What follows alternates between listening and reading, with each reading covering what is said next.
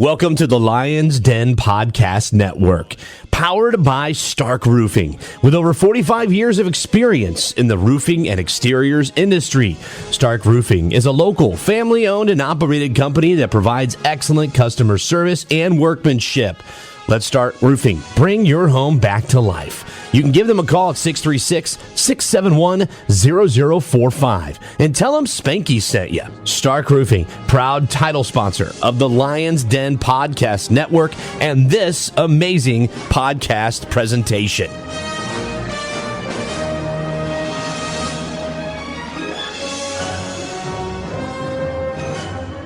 When this baby hits 88 miles per hour, you're gonna see some serious shit.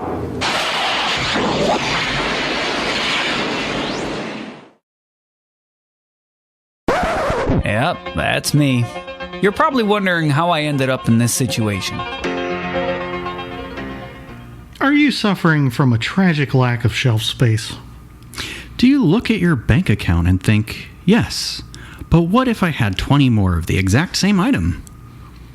Do you know your local delivery driver's middle name and their dog's birthday? If you answered yes to any of these questions, you are not alone. Welcome to the podcast. I'm Justin. I'm Brad, currently drowning in Funko Pops. And I'm Kevin, currently defending my right to own too many Transformers. Today, the three of us are exposing our latest hyper-fixations. We'll discuss why we buy them, where we hide them, and why we absolutely, definitely, 100% do not need professional help. Probably. Yeah, fair enough. So yeah, the Back to the Past podcast. You just heard us all introduce ourselves. First off, thanks Stark Roofing and AllStar Fence STL for being our Title N studio sponsors, as well as Granite Pros LLC, Terry and the Moon and Back Photography and Doula Services, Mike Jones of the Lion's Den Podcast Network. For all things Back to the Past podcast related, you can always visit backtothepastpodcast.com. There you can pretty much do everything that you need to do. Reach out to us, submit episode topics, give feedback on prior episodes. That'd be great. Support our sponsors and order your very own Back to the Past podcast shirt and much more. I am currently wearing our white edition, which I don't wear the white as much as I wear my gray one. See, I don't know that I've seen the white much. Yeah, I don't wear it too often. So, looks pretty good. I like it. I like the gray one as well. Ratings and reviews are always appreciated on your podcast platform of choice. Or YouTube, that works as well. And we do appreciate you telling a friend about the podcast. So in this episode, the spotlight falls to Brad when it comes to some of the things that he is obsessed with that is putting him into financial ruin. Pokémon Cardo Ichiban Suki desu. What? No, Nintendo. Wakaranai. Had to throw in a little Japanese because, well, been greatly influenced by them, apparently. Yeah, hence your Nintendo Kyoto shirt. Oh, yeah, been there. That's pretty cool. Yeah, there's a lot of strong Nintendo in this one. Little Pokemon. Some newer stuff. Something new, something old, something borrowed. Yes. Mm-hmm. But yeah, I kind of wanted to start. I was trying to think on kind of the few items that I do collect or are really passionate about, and I kind of grouped a few things, but then they have like subgroups. So walk with me here. And the first grouping, I guess, I called figurines, and I always really liked all the little figurines as a kid. Mm-hmm. Like, those made Christmas. I mean, I had a ton of the Alien ones that I still have. A lot of my Jurassic Park stuff I still have. Some Power Ranger stuff. So, yeah. Really into the physical bits and bobs. Action figures. Yeah. Which, How many dudes weren't? Right. At that Yeah. age? I mean, and apparently, like you said in a previous episode, what's old is new again, and You fall out of things and you kind of fall back into things, as we'll find out. Because you can somewhat afford to buy those things now as you're older. It's funny. that works. If you don't have kids, how much disposable income you may have. And some of the ones you can get now are better quality than they were back then. Oh, yeah. You'll hear mine. Yeah. Just depends on how much you want to spend. Just wait till episode 3. Spoilers. But the first one, I kind of blame Kevin, actually. And I don't remember if it was... It might have been a Christmas gift when we were working at the Probably Microsoft in the store. Yeah. And I think it was Wally. Wally and probably Eve. Yes. And I still have those original ones, and then I have the newer versions. Because I was looking through my eBay history today for some of the other stuff for my episode. I'm like, oh, look at there. That's right. I got that and I got that. But just a real quick, brief history on Funko Pop. Just I felt like it was... Yeah, because I was something kind to of throw in. curious too. Company was founded in 1998, but they originally did not do these vinyl figures. No, you were 10. I sure was. Woo-wee. I don't remember the figurines or other things they did beforehand because I just didn't care to look that up. Sorry. Right. Google after the episode or whatever. They debuted the Funko Pops in 2010 at San Diego Comic-Con. Now, if that doesn't sound like the big nerdy thing to do. If you're going to unveil it, where else are you going to want to unveil it? They originally were called Funko Force, which don't love that name. No. I like the attempted alliteration, Yes, and but that's where it ends. If for some reason you've been living under a rock for the past 26 years and you don't know what they look like, they're signature stylized, like blocky headed vinyl figures that are, 6 inches or so, give or take? Roughly, with dead eyes. Black beady eyes. Yeah, black beady eyes. Very, very kind of cartoon-esque, like basic cartoon-esque. Like an old school cartoon. Yeah, exactly. But what's kind of neat, I will admit, is they kind of all fit within that same universe, i.e. if you've ever bought Fortnite skins. It just all fits together somehow. It all looks like it's from the same line. You see it out of the box on a shelf, you know exactly what it is. Very distinct. Maybe not specifically which character it is, but you know it's a Funko Pop. And, don't get me wrong, Funko Pop, there are the mad collectors that are, die hard, whatever. But I think what's another neat thing about Funko Pops is they're very accessible, still even to this day. Considering how expensive, we'll just say how expensive beef is right now, right? With Funko, I mean, you could get one for like $8, $10, $12. And we're talking almost brand new in some cases. Yeah, brand new release, 10 to 15. Yeah. Depending on the retailer. Very reasonable for a collectible kind of thing. So it was kind of easy to jump in, even if you didn't have a ton of cash, which, again, get me in with Wally. Good play. Yeah. There's something for everyone at Funko. Oh, yeah. Yeah. I'll just kind of run through. And if they don't make it, just wait. Give them time. Right. They will. I'll run through a couple of the ones that, I'm really excited that I have, but, lots of Godzilla, couple Pokemon, Sword Art Online characters, quite a few Disney, decent amount of Tron, some Fallout, some Star Wars, Transformers, Aliens, and then other game-related ones like PUBG, I think. Got that at the store, too. Yeah, I think I got that one for you.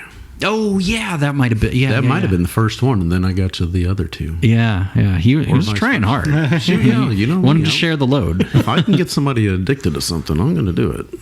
As evidence on Record Store Day on your episode. We do tend to kind of have that little synergy of we're pushers. We're dealers. Yeah.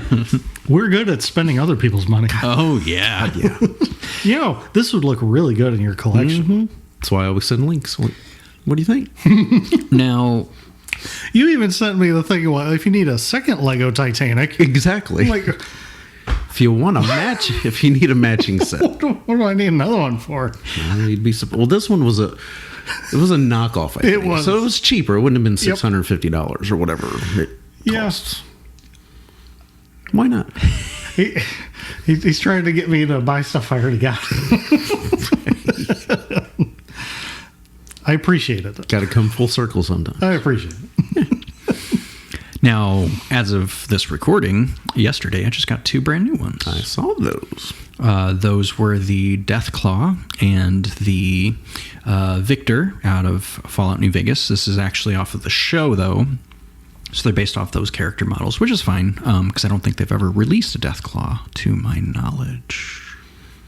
But this Deathclaw looks really cool, so these are from Fallout.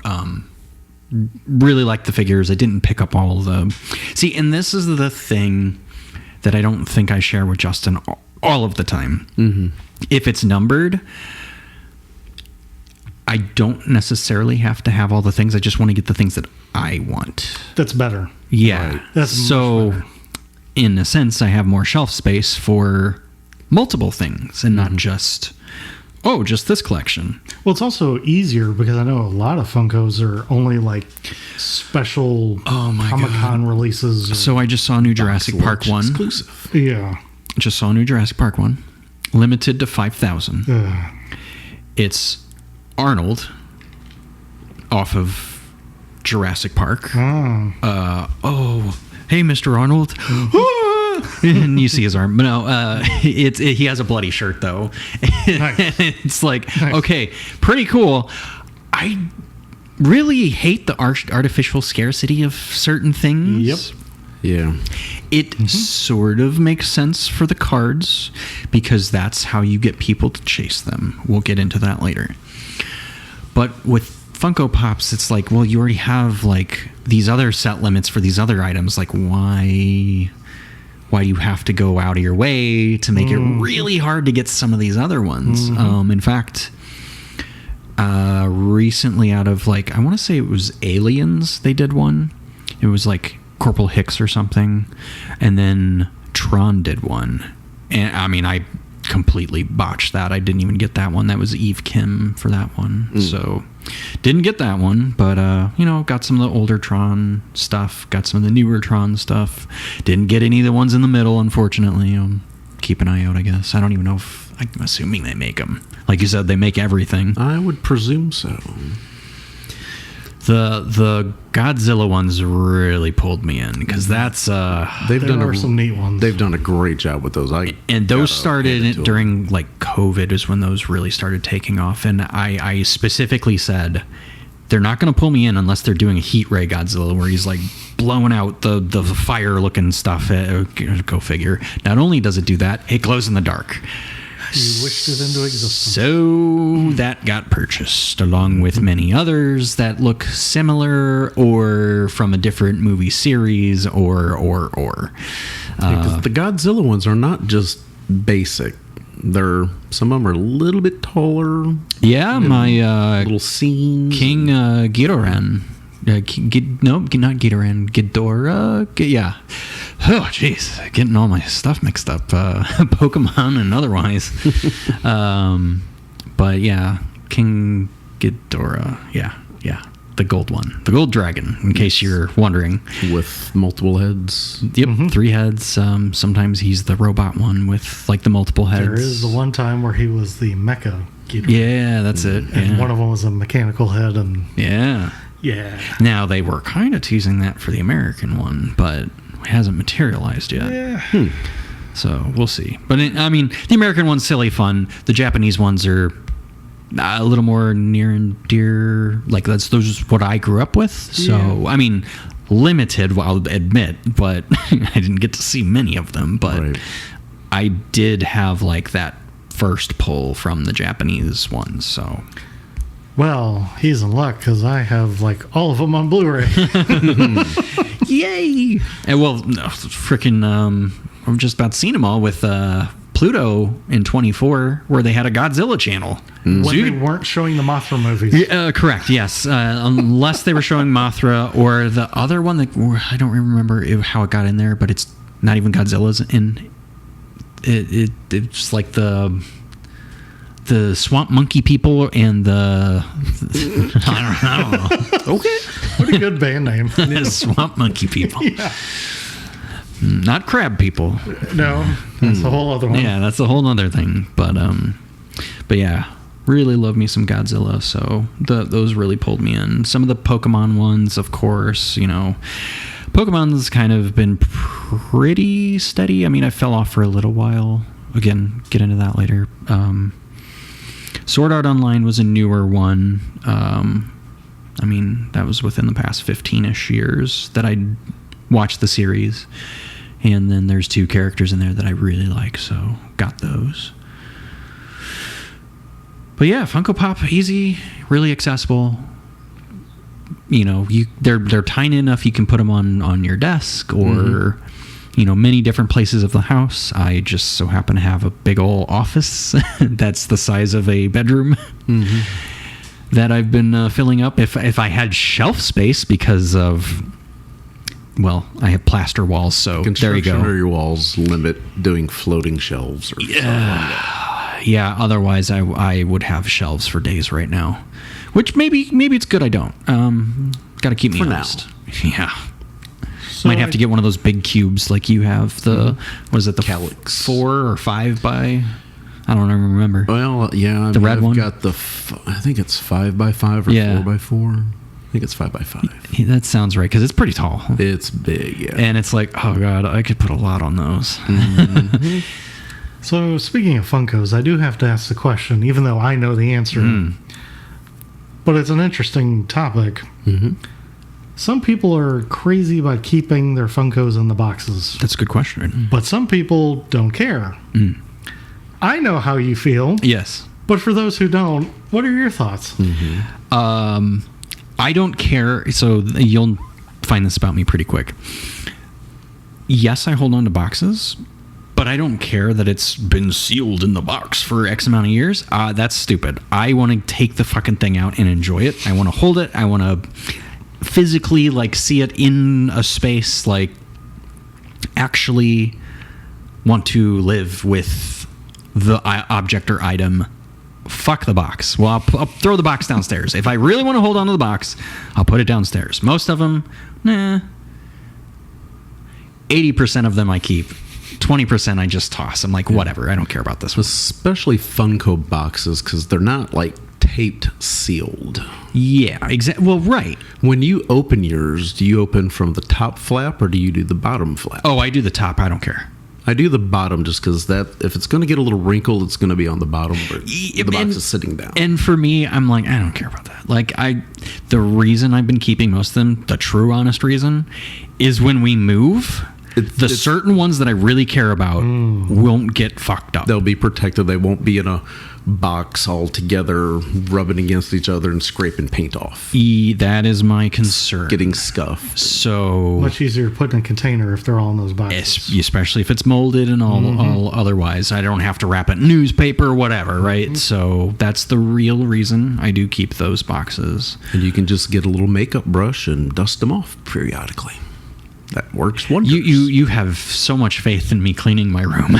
Well, I'm just saying, if you ever get a wild hair up your butt, you can just dust it off a little bit. I'm working on cleaning up other objects we'll talk about later. Oh, yeah. Which you already know.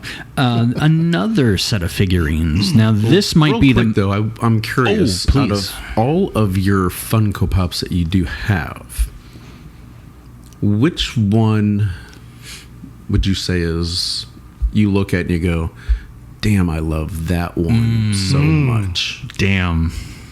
That's a tough one. If you life depended on getting rid of everything, but there was one that you just couldn't. I don't know that I could answer one? that this episode. Which one is your favorite child? Yeah, I don't know that I could answer that this episode. I'd have to stand in my room and really consider All that. parents have one. Yes. They might not admit it. Yeah, whether but they they admit it. have one. Oh, of course. Of course. Yeah, that is a tough. I don't know. I do have another question that might be easier. Oh. Is there one that you don't have that they haven't done that you wish they did? Right. Well, I'll answer. Well, I might be able to answer that one, but there's actually one that I'm still chasing. Oh. That I still haven't found. Well, you can find. It's just at a premium. Cha-ching. So I had pre-ordered this one back in, what was that, 2014, 2015, off of our good old pals at GameStop. And turns out they canceled that order. And Of course it did. well, SOL. So never got it. But it was one of the bosses from the raid battles. And it specifically was Crota. And he was kind of translucent and glows in the dark. Pretty cool. He likes those glow-in-the-dark ones. Oh, yeah. The glow in the dark. I'm a sucker for the glow in the I'd dark. say anything that's glow in the dark, Yeah. I'm a sucker for myself. Yeah. So anyhow, still kind of chasing that one. That's like, if I'm like going out, happen to see Funko Pops, I'll, at a convention or show, I'll look through. I'll see if they have it. Usually they don't. Quick browse. Yeah. So that's probably the one. You should go with us sometime to that Toy Man thing. Yeah. It's like half of it's Funkos. No, I know, and that's just the crazy thing. Like, a bunch of people do them, and they always have them, but never see the one I'm looking Nope. for. Right. Nope. And is there a franchise or IP that they have not done yet that you're like, man, it'd be cool if they'd come out with these? So I think recently I had saw they were doing, was it Sega or Nintendo or PlayStation, like a little console? I'm not sure. I would love to see them do like little consoles. I would buy the crap out of just like- about all of them. Kind of like their Like- ad icons. Ooh, oh, okay. Interesting. Or are you thinking of I'm thinking Hallmark of ornaments? Hallmark ornaments, but Funko Pop it. But not necessarily put arms and legs on it. or eyes? Right. Just a miniature version of the thing. Yeah. License it, whatever, consoles for days. Get Yeah. into that obsession later. It is a shame that they haven't been able to work out a deal with Nintendo to do that. They could start with Xbox. Xbox would jump at the... I mean, come on, there's Halo and Say, having Yeah, a they've Master got- Chief. Gears of War. You know what? I actually don't have any of the Gears of War pops, and they made a Funko Pop game that I played. Right. Yeah, go if you can believe that one. Yeah, I do find that hard to believe, but I think they're a little challenging to get at a reasonable price, I think. Especially now. I think though, I really do, and they're actually not display right now. I really do like that full original run of the Power Ranger ones with the Green Ranger included. Mm-hmm. That was a pretty cool set. Expensive, because if you're gonna get all of the ones... If it doesn't have Green Ranger, then who cares? Oh, same. Yeah. Say what you want about the actor. I'm just talking about the character. Leave it at that. Yeah. One nice thing about Funko is they've upped their design quality. Oh, yes, they sure have. I recently the early acquired days. one of the new Pokemon ones, and boy, do you realize how new it is compared to the other old ones I have. Mm-hmm. So, looking forward to getting the other two eventually. Yeah. I got it's like the Venusaur. It's the 30th. And they're going to have a Blastoise and a Charizard, of course. Waiting for the next run to come out. I don't know when, but eventually, I guess. Taking their sweet ass time. Mm-hmm. I think that covers Funko Pops for now. I know you have plenty to say about them as well. Yeah, that's episode 3. Foreshadowing. That might be a long one. That's what she said. What you want her to say. Dang. So this leads, because we're talking about figurines still, this leads into arguably the granddaddy of them all for figurines. That kind of really pulled me in and made me realize, oh, I kind of want figurines or statues more now than I did in the past. One, because the quality jumps greatly, and two, it doesn't have movable parts where you're gonna either lose bits or they're gonna break. It's like it is meant to be displayed and looked at. You don't play with it per se. Or they'll like wear out so they're no longer stiff. Exactly, and that's also You what get she flimsy. said. That's what happens when you get old. Oh. I have some G.I. Joe figures that are Limp. kind of limp. Yeah. Fair. Well, they're, 42 years old? They're elderly like us. Yeah. But that statue brand being First Four Figures. Mm-hmm. It's not nearly as old as I had expected. I am misremembering the time that I was looking after a specific one I'll talk about. But originally, they were called Puzzle Production. Oh, wait. Yep. No, that's correct. I'm sorry. I've got a lot of notes here.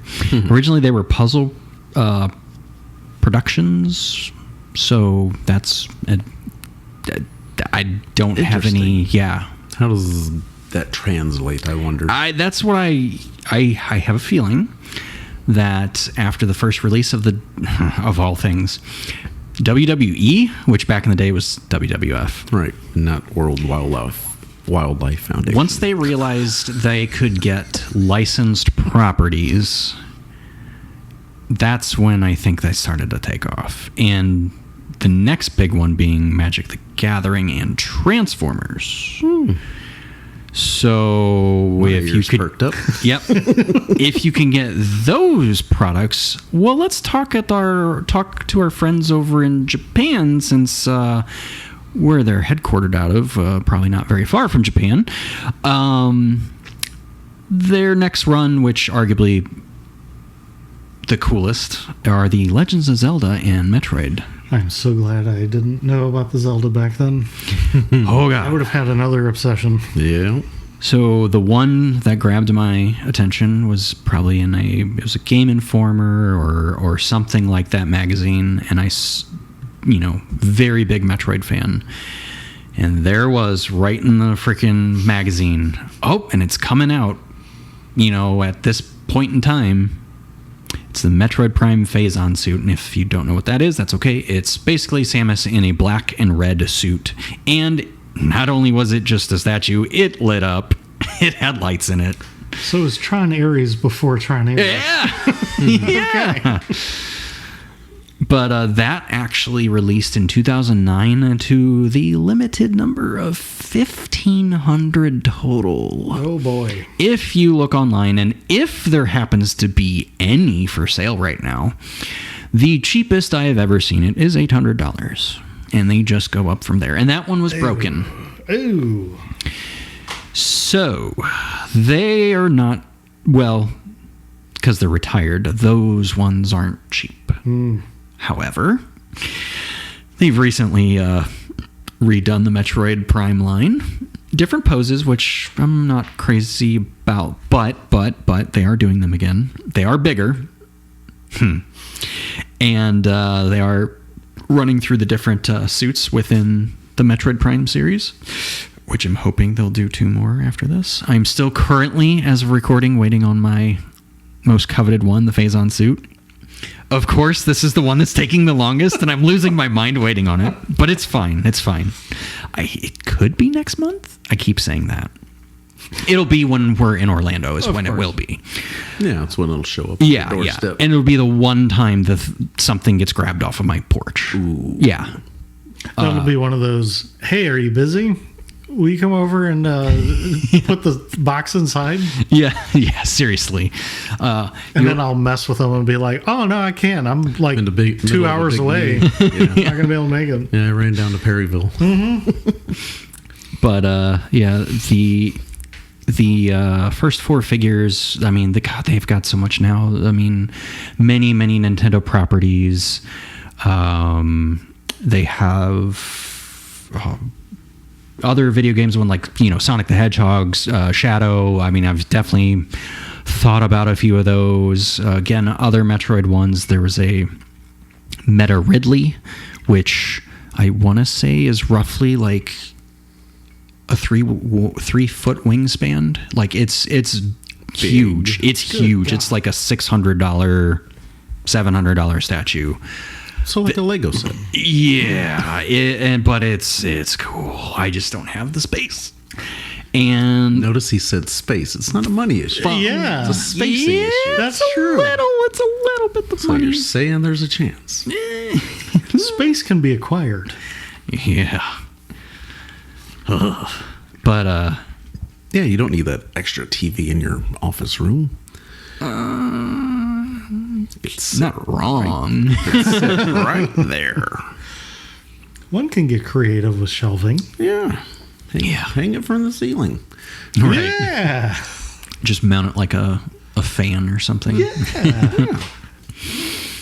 So, yeah, first 4 figures, really, really awesome figures. All hand-painted, hand-sculpted, and the whole 9 yard. Well, I don't know about sculpted. I don't know how they sculpt them, but most of it's by hand, which is why it takes forever to get the item in.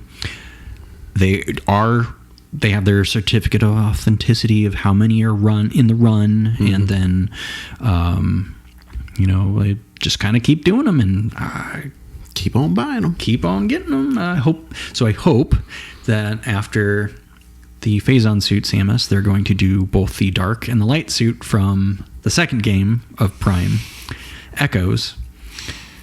Because at one time I had the light suit pre-ordered, but this is back when they were making the big statues, like 3 foot tall Samus. Ooh. Or 2 or 3 foot. I don't remember how big it is. It's substantial either way. Like a toddler. Yeah. And I had it pre-ordered in 2015. Now, Kevin, what life event did I have in 2015 that could have had funds tied up? Oh, right, I got married. So, yeah, couldn't... Yeah, that's true. Yeah. Couldn't really swing that one, so I had to unfortunately cancel that one. Wedding, honeymoon, Right. toy. Happy wife, happy life, as they say. Jokes aside, I'm fine with it right now. Like it's whatever. But I do hope, again, they have like these 12-inch figures that they've shrunk them down a little bit, and they're a little more accessible. But also I have more room for them. So Right. It's easier to find a place to display them. yeah, because I'm quickly running out of room for the ones I have. So, It happens. yeah. Not We all know. not related to first 4 figures, slightly adjacent. It's down in another section. I'm just talk about it now. I have these 2 Pokemon statues. I got the first one from Best Buy because it was like on sale, super cheap. It was like $30 or $40 or something. Originally it was like 80 or I don't even remember.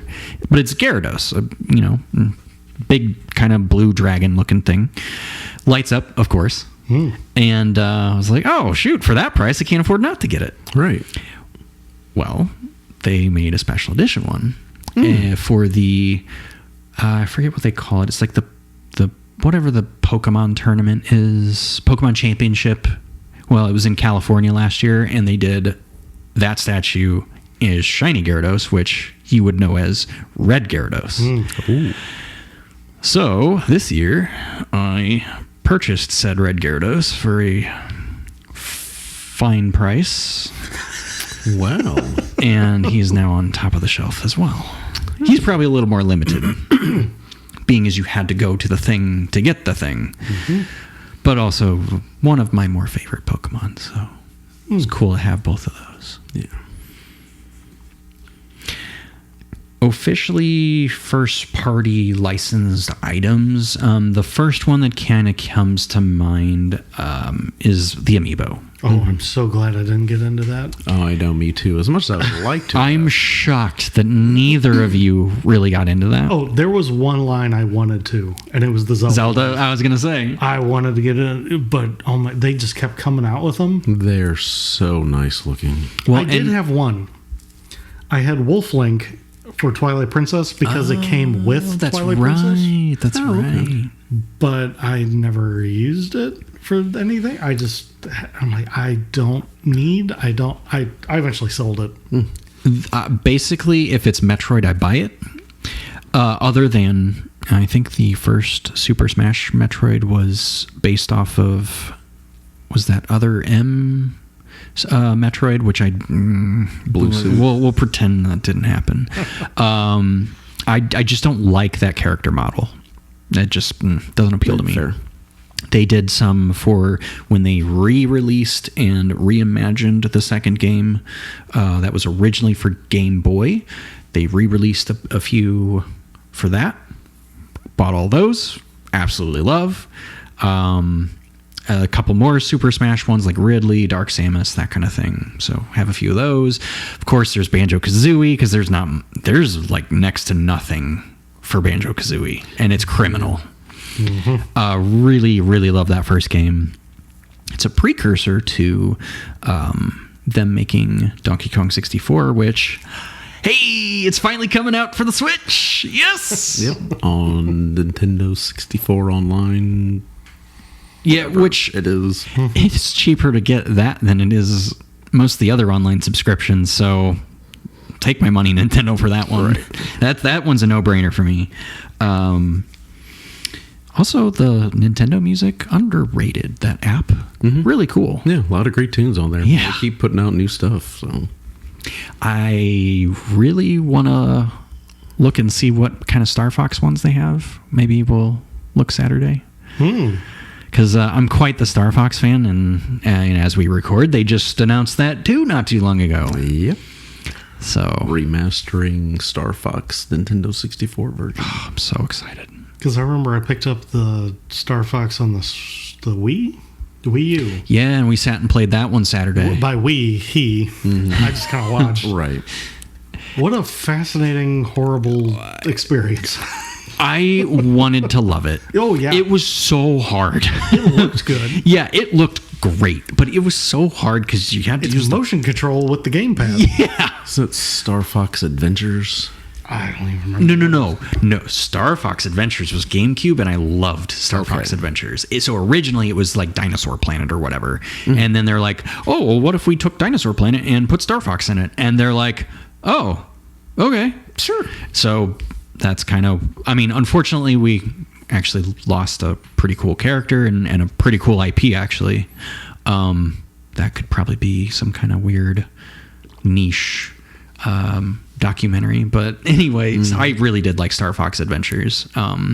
Anything Star Fox related I was kind of big. I played a lot of Star Fox as one of my mains in Super Smash. Yeah. It was Star Fox Zero. That's what it was. And it came with the spin-off Star Fox Guard, which we tried. We're like, yeah, this isn't... No. Not feeling it. No. It feels like it's a completely other thing. They just kind of threw the Star Fox IP over the top of it to sell it. Well, like Metroid Prime Federation Force. Just, I'm sure it's a fine game, but it's like having a Batman game without Batman. It's kind of a hard sell.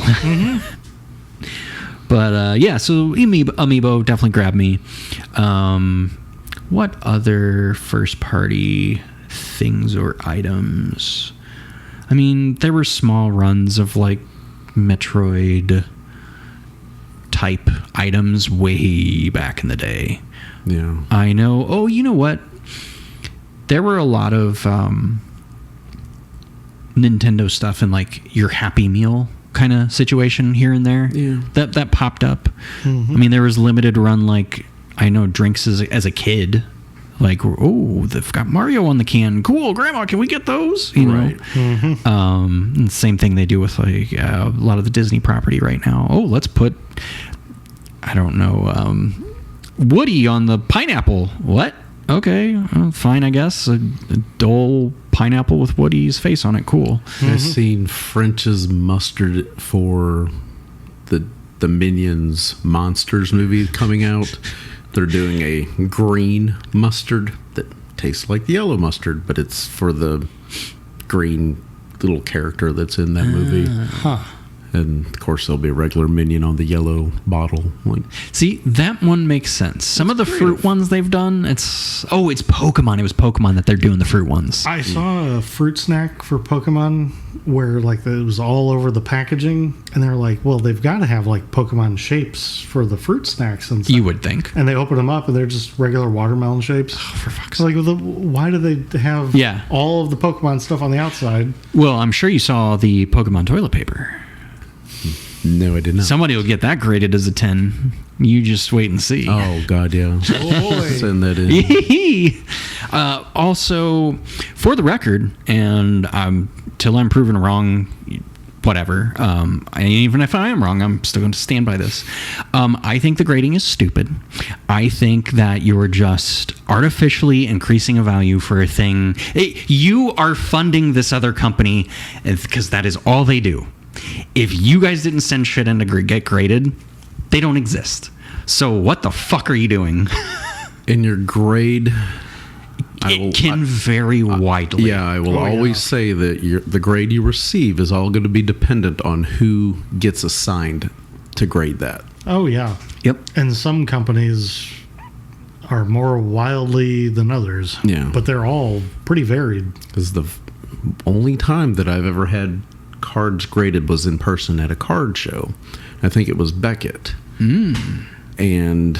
just took like 4 or 5 cards in. They didn't feel like grading a couple of them. They graded like 2 or 3 of them, and they, handed me back. I'm like, this one should be higher, so they bumped it up a half. I'm like, so that's why I don't really believe in the whole grading. Yeah, it's again. I mean, I've seen some that were like graded a certain like really high online. They were still, like NES games, still sealed with the plastic. Mm-hmm. The plastic is ripped. How are you getting like a 9.8 when the plastic is ripped? Exactly. Like, this doesn't make any sense. It never makes sense to me. Also, you're doing the reverse of what I do, where I take it out of the package and I physically handle the item. You're sealing it in this slab of, I don't know, plastic. Yeah. And to never be touched again. Yep. I don't like that. Yep. Well, it's like, I can't remember which one of you that was saying that, but at one place we go to, they have a complete unboxed Dragon Warrior NES. Oh, probably dorkies. Yeah. And they have, and like, I'm like, oh, I do like that game. And that is the first Dragon Quest game. And, oh, that'd be really good. And then I think about it for like 30 seconds, and I'm like, what do I need a nice... complete unboxed set? Like, I will never, this will be as nice as it will ever be in my possession. It's gonna get messed up in some way. Mm-hmm. This is a waste of money for someone like me. Might as well find a loose copy. I mean, there's really no point in even doing that, because I have the little NES thing with the game on there. Oh yeah, you just play the emulator. That version. But I also have the updated version on Switch. Yeah. So and if you really want to like display boxes, I've noticed there's a lot of, and they actually say reprints because they're just doing it for funsies. Oh yes. And some of them are pretty decent. They look pretty nice. I recently got one for one of my old Pokemon games, the Red. Unfortunately, in a room cleaning, it was tossed out by my own hands. Uh-huh. Yeah, so that's haunts me. But because I have all my other boxes, I don't know why that one and Metroid 2 gone. Mm-hmm. Yep. Ugh, that hurts. Anyway,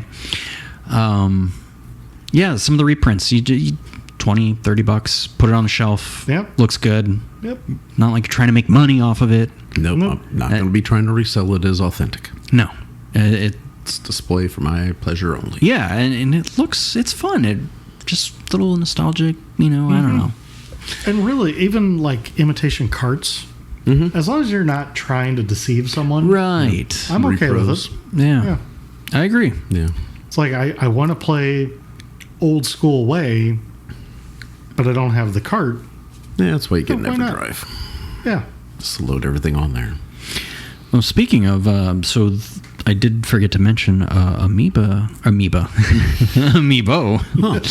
originally launched in November 21st of 2014 in North America. It was part of that like Toys to Life stuff that was just really taking off. Mm-hmm. And some of the first ones that did launch were for the Super Smash Brothers for Wii U. Go figure. Yeah, go figure. Which is my least favorite Samus figure. But that being said, part of that kind of original run. It was pretty cool. I thought it was and they keep getting better. It's no wonder they're more expensive. I mean, other than everything's more expensive right now. Yeah, with amiibos, I would not use them for their gameplay functionality. Most of them, that's not why I get them. It's more of an added bonus. Right. It's like, oh yeah, I can try using it on the game. Oh cool, I got this thing. All right, I'm going to keep playing the game. I can just download this thing and I can have all the codes to do whatever. Right, yeah, you can spoof them. But the figure is just going to sit on the shelf. And that's the whole reason I get it. They look wonderful. They sure do. And I promise they keep getting better. Like the newest solid. Samus figures, they are nice. They're not cheaply made. No, not anymore. But I think the only amiibo I do own are Metroid Dread. Wow. I don't even know the damn game. Dang. It's one of the few Metroid games I have not beaten because it's really hard. That's what I hear. Really hard. Like, just cool. We're going to Dark Souls everything. Wonderful. Life isn't hard enough. Let's make games harder. Right. But, yeah, I also have the Metroid Dread, of course. Great game. Really finally got that Metroid Dread name out. It only took them 20 plus years. I think it was referenced in the original Prime. And it was supposed to be like one of the, continuations of the game. It just took forever. What other first-party items? I'm trying to... I know there were other things I had in mind. Oh, well, I mean, so there's some Gears of War figures that... statues. NECA did. Speaking of NECA, they did some replica, weapons from Gears of War. Now, some of them, even back in the day, quite expensive. But when the third game launched, they did kind of a decent run of... one of the weapons in the newest game 3 at the time it was only $100 versus the $700 for the NECA ones. Oh, I think it was still NECA, but anyway, so I was like, oh, so I can finally get one of these. That's in my budget. It sure is. Well, I can fit that in my budget. Because I'll say for Gears of War 3 I bought the console, the special edition console, the statue, I want to say a couple of the Infected Omen controllers, and the weapon and the player's guide. So I spent a lot that day. I also took off work. So was that September 20th, 2011. Okay. I thought maybe that was in case you were wondering. I thought that was the one you brought into the podcast studio. That's one we'll talk about later. Okay. A date which will live in that I infamy. took pictures of. Yeah, that we'll talk about that one later. But yeah, I'm forgetting some, so I'll move on and stop belaboring the point. But there are other first party kind of items that Xbox makes or somebody else that I'm probably forgetting. Needless to say, I like my a good statue or figurine. Yeah, they do look good on the shelf. Yeah, they do. Eye-catching, that's for sure. Yeah, shelf's getting awfully full. Oh, what's this? What's new? I have a feeling we may want to take a break before the next one. Okay. Yeah. Yeah. All right. So we'll go ahead and take a quick little break to support our sponsors, as we hope that you do as well. Pokemon will be right back here on Boomerang. Get off my lawn! Oh, sorry, sir. I was just grabbing the Frisbee real quick. Get off my lawn! My bad, Mr. Jones. My daughter thought those flowers were okay to pick for her mom. Hey, get off my lawn! I know, but my wife seriously does not know how to park. So, are you sick of hearing old man Mr. Jones hollering at you all the time? Well, guess what? It's time to get AllStar Fence involved. 0% financing options available for qualified customers and the #1 most trusted name in fencing. AllStar All-Star Fence makes sure to provide not only a fence that looks strong, but is strong. Let All-Star Fence give you the privacy and comfort that you deserve at home by calling them today. 636-209-2096 or 618-604-0065. And don't forget to swing by their Facebook page at AllStar Fence STL to see examples of their amazing work. Granite Pros, custom countertops, and more will take care of all your countertop needs inside and out. They specialize in granite, quartz, and quartzite. Kitchens, bathrooms, outdoor grills, interior design applications. They are tops in granite inside or out. Give them a call. 636-275-2840. Find out about the home improvement you've been dreaming of and how it can become a reality. That's with Granite Pros, custom countertops, and more. Find them on Facebook at Granite Pros LLC today. Are you ready for some candid photos? Are you ready for some joyful photos? Are you ready for some vibrant photos? Well, Terry Ann Photography is what you want then. Custom photography specializing in maternity, newborns, families, and high school seniors. You can't be you without being you. Fun, entertaining photo sessions on location with Terry Ann Photography. Call now and book your session today. 314-608-2137. Or you can email at terryannphotography.com. Also, don't forget to check out some of her awesome work on Facebook, Terry Ann Photography. And now, back to Pokemon on Boomerang from Cartoon Network. All right, and we are back. What's next on your list? Look, the easiest way to generalize this is just to call it Pokemon. But Pocket monsters. It's many-faceted, right? There's a lot of bits and bobs. And funny enough, originally, as a kid, I decided this as a kid. I thought, oh, this is stupid. This is for little kids.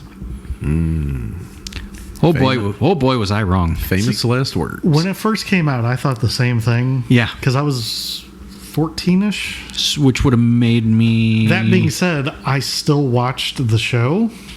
Huh. So but that's as far as it went for me. I rode the bus as a kid, and because we live a little ways out, and I had many conversations on the bus, and eventually talking to a friend on the bus long enough, and they're like, just watch the show and see what you think. All right, fine. So next morning, turn the show on. Of course, I never get to see the whole show because I had to get to the bus before the bus got there, before the show even ended. So I only get to see part of the show. But hey, we're watching it. The very first episode I watch, they go to the tower with the ghosts. That's my first episode that I watched. What an episode to start watching, because that was cool. So I was like, oh, this is wild. This is cool. There's a little freaking fire lizard with his tail on fire. There's ghost Pokemon. All right, I get it. That's cool. They're trying to get a Pokemon to battle a scary lady that turns them into dolls. I don't know what that's about, but that was like the one time that something supernatural really took place, I feel, in the early series. So, fast forward a little bit, watching the show. Okay, what's the next logical step? Probably some kind of merchandise. Well, turns out Pokemon Company had a plan. And it's almost like they followed that 80s cartoon. Oh, you got to have the show, but here's all the other things. Yeah. Right. And the cartoon is a commercial. They had already tested most of this out on the Japanese market. Mm-hmm. So they already had a battle plan for how to put the stuff out. So, by the way, Japanese always got the stuff first back in the day. Well, yeah, I mean, they created it. Yeah, hey, no shade. I love those people. Yeah. Same with the JRPGs. Right? Again, most of my childhood is Japanese. It starts to make sense. Yep. Nintendo, Godzilla, Pokemon, I'm seeing Power Rangers. I'm seeing a theme. Yeah. But anyway, enter Pokemon Red and Blue, that took over the Game Boy by storm in Well, originally 96 in Japan in February, but in September of 98. So, truth be told, I don't remember if this was... I can't imagine that this would have been right before Christmas. So I have a feeling I got some birthday money the following year and then went to Walmart and got the games. At this point, people are already playing them, hearing a little bit about them. Well, I got a Game Boy. I'll go get the game. It's only $30. It's cheaper than whatever other games. So I remember distinctly Dad taking me to Walmart, gonna go pick out a game. Again, I think it was birthday around that time. Had some money from birthday. Picked my game out. It was Pokemon Red. It matched my original fat Game Boy just as a red color. Right. When they did that. I didn't have a gray one like my cousin. Like I had. Right. Like original. Yeah, that most people had. Yep. But I did have an original. Did have the magnifying glass with the lights and the Right, so you could actually see what's going on the link screen. cables and all kinds of bits and bobs to go with it. Carrying case, little cases for your games. Oh, yes. Little white clear ones. By the way, they are still in, so they are very, very nice and protected. But yeah, I went up to Walmart, pointed to the case because back in the day, I don't know if kids remember now, but back in the day, like going through the game section was an event. Oh, it was. There were games to try. Yeah. On like a demo loop or there, and they were bolted down and whatnot, so you couldn't just run off with stuff. But that's why I have so much neck problems. Oh my God.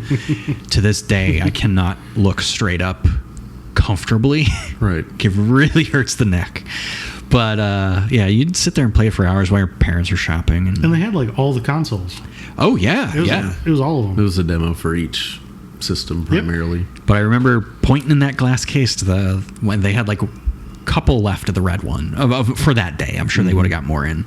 But I was like, yeah, I want one of those. Okay, bring you out. And as we're on our way home, I'm tearing open the plastic. Read the book. Pull that manual out, buddy, because I'm like, oh my gosh, I'm doing it. I'm getting into the thing. It's start my own. It's a social event.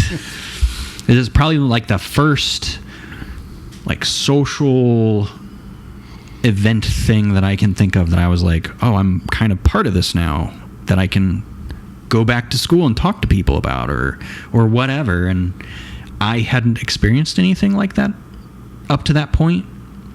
Not to that degree where everyone was talking about it. I mean, some people were kind of into Pokemon, Power Rangers or some other property. But Pokemon, everybody was into. Right, because it appealed to both boys and girls. It sure strongly. did. Mm-hmm. So, that was probably the origin story of the Pokemon obsession, because it became an obsession. That was your superhero origin story. Yeah. And let's see. Oh, so after I purchased the game and had my little Game Boy and, brought it on the bus, because it's like half hour or longer bus ride to get to school, pick all the other kids up, then go to the school, drop off this other school, then go to our school, drop us off. So I'd always have it with me. So I'm always playing on the bus. It was like the perfect game to have on the go. Yeah. Because you could play in short bursts or play for a long time. Right. And come to find out, one of the older kids, he's like, oh, you play Pokemon? Okay. He's like, you got Mew? And I'm like, no. Oh, yes. He's like, hey, I can clone him to you. And really it was just a fancy word for like you're glitching the system to replicate one of the Pokemon. Mm-hmm. The only way to get Mew at the time was you had to be given it by one of a Nintendo employee. Wow. So how he got it, I don't know. Or there was a Toys R Us event, I think, or like a game, like a Wizards of the Coast, or no, that's the cards. Getting it all mixed up, but there were different events you could try to get it, but it was limited, and you had to know about it. I didn't know about it. I'm a little late to the game, right, so you're like 10, 11. It's like, oh yeah, get you Mew, level whatever. oh, okay, cool. Get a little level 8 Mew and did the first cloning trick, and he showed me how to do that. So I'm like, I can do anything now. So I'd show everybody else how to do that, and it just all trickled down. But so yeah, very much hacking the code, so to speak. Yeah. Get my get my hacking glasses on. No, I prefer the term hacker. But yeah, that was a fun memory of just, you know, always being in the know of the different like what are the glitches in the game. That was kind of cool to be able to, oh, well, I can help you with that, or I can do this, or I could do that. That is one thing I kind of miss is like the schoolyard rumors of video games. And one of the most famous ones for Mew is being under the truck, close to the ship. Yep. Never was, but it was a fun rumor. Yep. And there's various other, like, oh, you have to beat the game doing this or that. And there's no way to look this stuff up back then. Not reliably. I mean, I know the internet was a thing then, so not obviously to the point that it is today where there's full walkthroughs of everything. Well, and the search engines were garbage back then. Google popularized like the modern search engine. But before that, we had things like Ask Jeeves, and it was just going through forums. And getting lucky. That wasn't very user friendly for a kid. Yeah, unless it came out in a legit gaming magazine like EGM, GamePro, Nintendo Power in this instance. Yep. And most likely that's where you would have gotten the info. Right. Which I still have in rough shape because I used it a ton. An old Nintendo Power with Mewtwo on the front and Gary, I think. And I'd have to like thumb through it because I forget what's even in it. But it's like it's like a tiny one too. So I don't know if it was like a smaller issue of like a run of them. I'm not sure, but they did like a special thing for them, and there was, I think I saw one at Dorky's the other day, and I'm like, ooh, I don't know how expensive that one's gonna be, but it's gonna be expensive because it looked crisp. But the other thing that was fun, because I had the red Game Boy, I jokingly was like, oh, it's the Pokedex because I finished it. Nice. Yeah. So I like to play that in my head. Yeah. And then, you know, eventually like newer games came out like Silver. And Gold. I obviously got Silver first. Is it Time Magazine? Not those. Okay. Older. It's like a blue cover. And I'm pretty sure it was a Nintendo Power. I'm pretty sure. But anyhow, kept going with the games for a little while. Got into at least the third run of the games. I dropped off at the fourth one, like I think it was Diamond and Pearl or something like that. That's the one. That's it. It's in rough shape, but it still exists. Collector's Series Volume 6, January of 1999. Exclusive 151st Pokemon revealed. Details on how to win it inside. I'm not going to tell on myself, but that one may or may not actually be mine. Oh. That was borrowed and never made its way back to the original person. Oh, we have a scandal here. Wow. Okay. Yeah. So, sorry, fellow friend, if you were listening. Hit me up. Brad the thief. Yeah. Wait. Possession's 9/10 of the law. Ha! There you go. It was called Pokemon Power. Yeah, those would be cool to get. Probably impossible right now, but those would be cool to get, even if they're just kind of rough shape. Maybe not impossible. There's a way. There's a way. Yeah. It depends how deep your wallet is. That is where the concern is, yes. But yeah, I think I fell off for game-wise. I'll move on to the rest of the stuff. Diamond and Pearl is where I fell off. Mid-2000s. I was getting into, like, college. So, didn't have time for games, man. I had time for games, just what they were changed. Oh, for sure. And, you know, I was like, oh, I'm a big kid now. I don't need any of these Pokemon. I even felt embarrassed getting the third one. Mm-hmm. And I'm like, oh, I can't let people know I play Pokemon still. Mm-hmm. And now I'm like, oh, screw that. Who cares? Like what you like. Who cares? It's like me getting a Lego set at age 21. Yeah, exactly. Oh, embarrassing. Isn't that interesting how we think that we're supposed to behave a specific way or do a specific thing? It's like, no, there's no rules. Like, don't do that. Don't limit yourself. Right. Like, keep collecting the thing you love. If it makes you happy, and just do it. if somebody in your life that you let in your life is going to tell you otherwise, you don't need that person.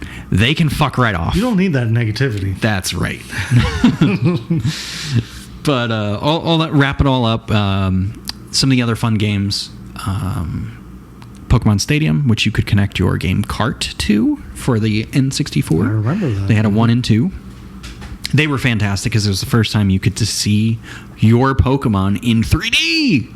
It was wild. You put the cartridge in the little attachment. There's an expansion thing on the back of the 64, usually for a Rumble Pack, if you'd get Star Fox, right? And then they created one for the Game Boy. You stick the little card in, you stick it to the back. It was a goofy setup, but it worked. And then plug it in, plug the other game in, import your Pokemon, and you get to play your Pokemon in 3D, which was really fun. So I grew up with a couple cousins also into Pokemon, of course. And that's all we would do all weekend. We would just play Pokemon, game, cards, all kinds of stuff all weekend long. And that was the majority of my late 90s, early 2000s. There's lots of Pokemon. In fact, one of them, the cards... So I started learning about the cards while being on the bus as well, and I'm like, well, I got a Game Boy. I love this stuff. Like, yeah, I want to get the cards. Let's play it in real life. Yeah. So I started collecting the cards, and I remember going specifically Waterloo, Illinois, Main Street Music, which originally was on Main Street, but it's now on Market Street. It's a thing. But the original Main Street location they grew out of, it's a really small storefront. So they took over an old restaurant, which obviously much bigger, which maybe we'll go to over the weekend. Be fun to revisit. I can't revisit the original location that I picked up my cards at, but that's okay. I'm just reminiscing right now. But yeah, can still go by. Dad went to go, I'll drive you up there, you can get your cards. Okay. I go in. Yeah, that'll be, I don't know what it was. It was probably $4, $5, $6 back then. And I got like 1 or 2 booster packs. And I might have been short like $1 and some change. And I went out to the truck and I'm like, hey, Dad, can I borrow $1? He got so mad. He's like, no, this is your money. You can't get, this other booster. And I'm like, please, can I just borrow $1? I'll pay you back. He relented. He was mad, but he just was not happy. He's like, this is the only time. Okay, fine. So I got my couple booster packs, opened them up on the way home, of course. And, he got really excited, got a couple of the Pokemon that I actually knew what they were. And that was the first moment when I was like, oh, this could be a whole thing. I can, really get into collecting cards. I mean, people play Magic, so why not Pokemon cards? And turns out 30 years later, it's still a thing. It's still a big thing. Unfortunately. But originally, they released in Japan October 20th, 96. In North America, that's January 9th of 99. So again, fast forward a little bit, probably got the cards in the game around the same time. Just thinking out loud. I honestly thought that the cards came before the games. In North America, no, because of the translation and some other stuff. Whereas in, the cards, you had to print them and package them, and the carts, you just write it to a thing, ship it. Just spitballing here. But yeah, North America, the releases they didn't always make sense. No, I mean, I get it. It's just like the games released in Japan in February of 96. The cards, October of 96. I figured the cards came out before the games. I gotcha. No, so the games were actually originally worked on in the early 90s, like 90, 91, when they were originally working on the games. Wow. So they're that old. They didn't actually arrive at the characters, the sprites, how the game works, the flow, more memory, whatever the case, until we get closer to 96, 97. And at that point, we're already starting to outgrow original Game Boy. I was going to say, that is at the end of the life cycle. Yeah. Oh, yeah. So we're getting Game Boy Color's quickly approaching with a lot more memory. Mm-hmm. But then, and I only have these mentioned because I'm currently chasing these again. Jungle Booster Pack was June 16th of 99, so like 6 months later. Right. They released the next expansion. I didn't realize it was that close. It felt much further away as a kid. Oh, I'm sure it did. Probably felt like forever. It'd been And like then me and Garbage Pail Kids. Fossil, Series 1, Series 2. Yeah, Fossil was October 10th of 99. Yeah, so just a couple months after that. Yeah. So, and again, felt so much further away. Funny how that is when you're a kid. Well, you think about it, right? If you're a kid, you're 10 years old. Your whole life, you only know 10 years, so your perception of time isn't as different or dilated as like a 60-year-old. Yep. Summer felt like forever. Yeah, it never would end. Yeah. Now as an adult, summer feels like you get a few weeks. Yeah, right. Yeah. Yeah. I mean, not that it matters because we still have to go to work. Right. No summer break for us. No. But yeah, so back to the cards. I did have a substantial collection, and I'm saying had, and I didn't willingly get rid of these. These were stolen by an old roommate, and they were stolen to go get a whole lot of weed. And every time I think about this subject, my blood boils. And I'm just like, you know what, universe? Fuck you. I'm going back and I'm getting all these fucking cards again. So here we are.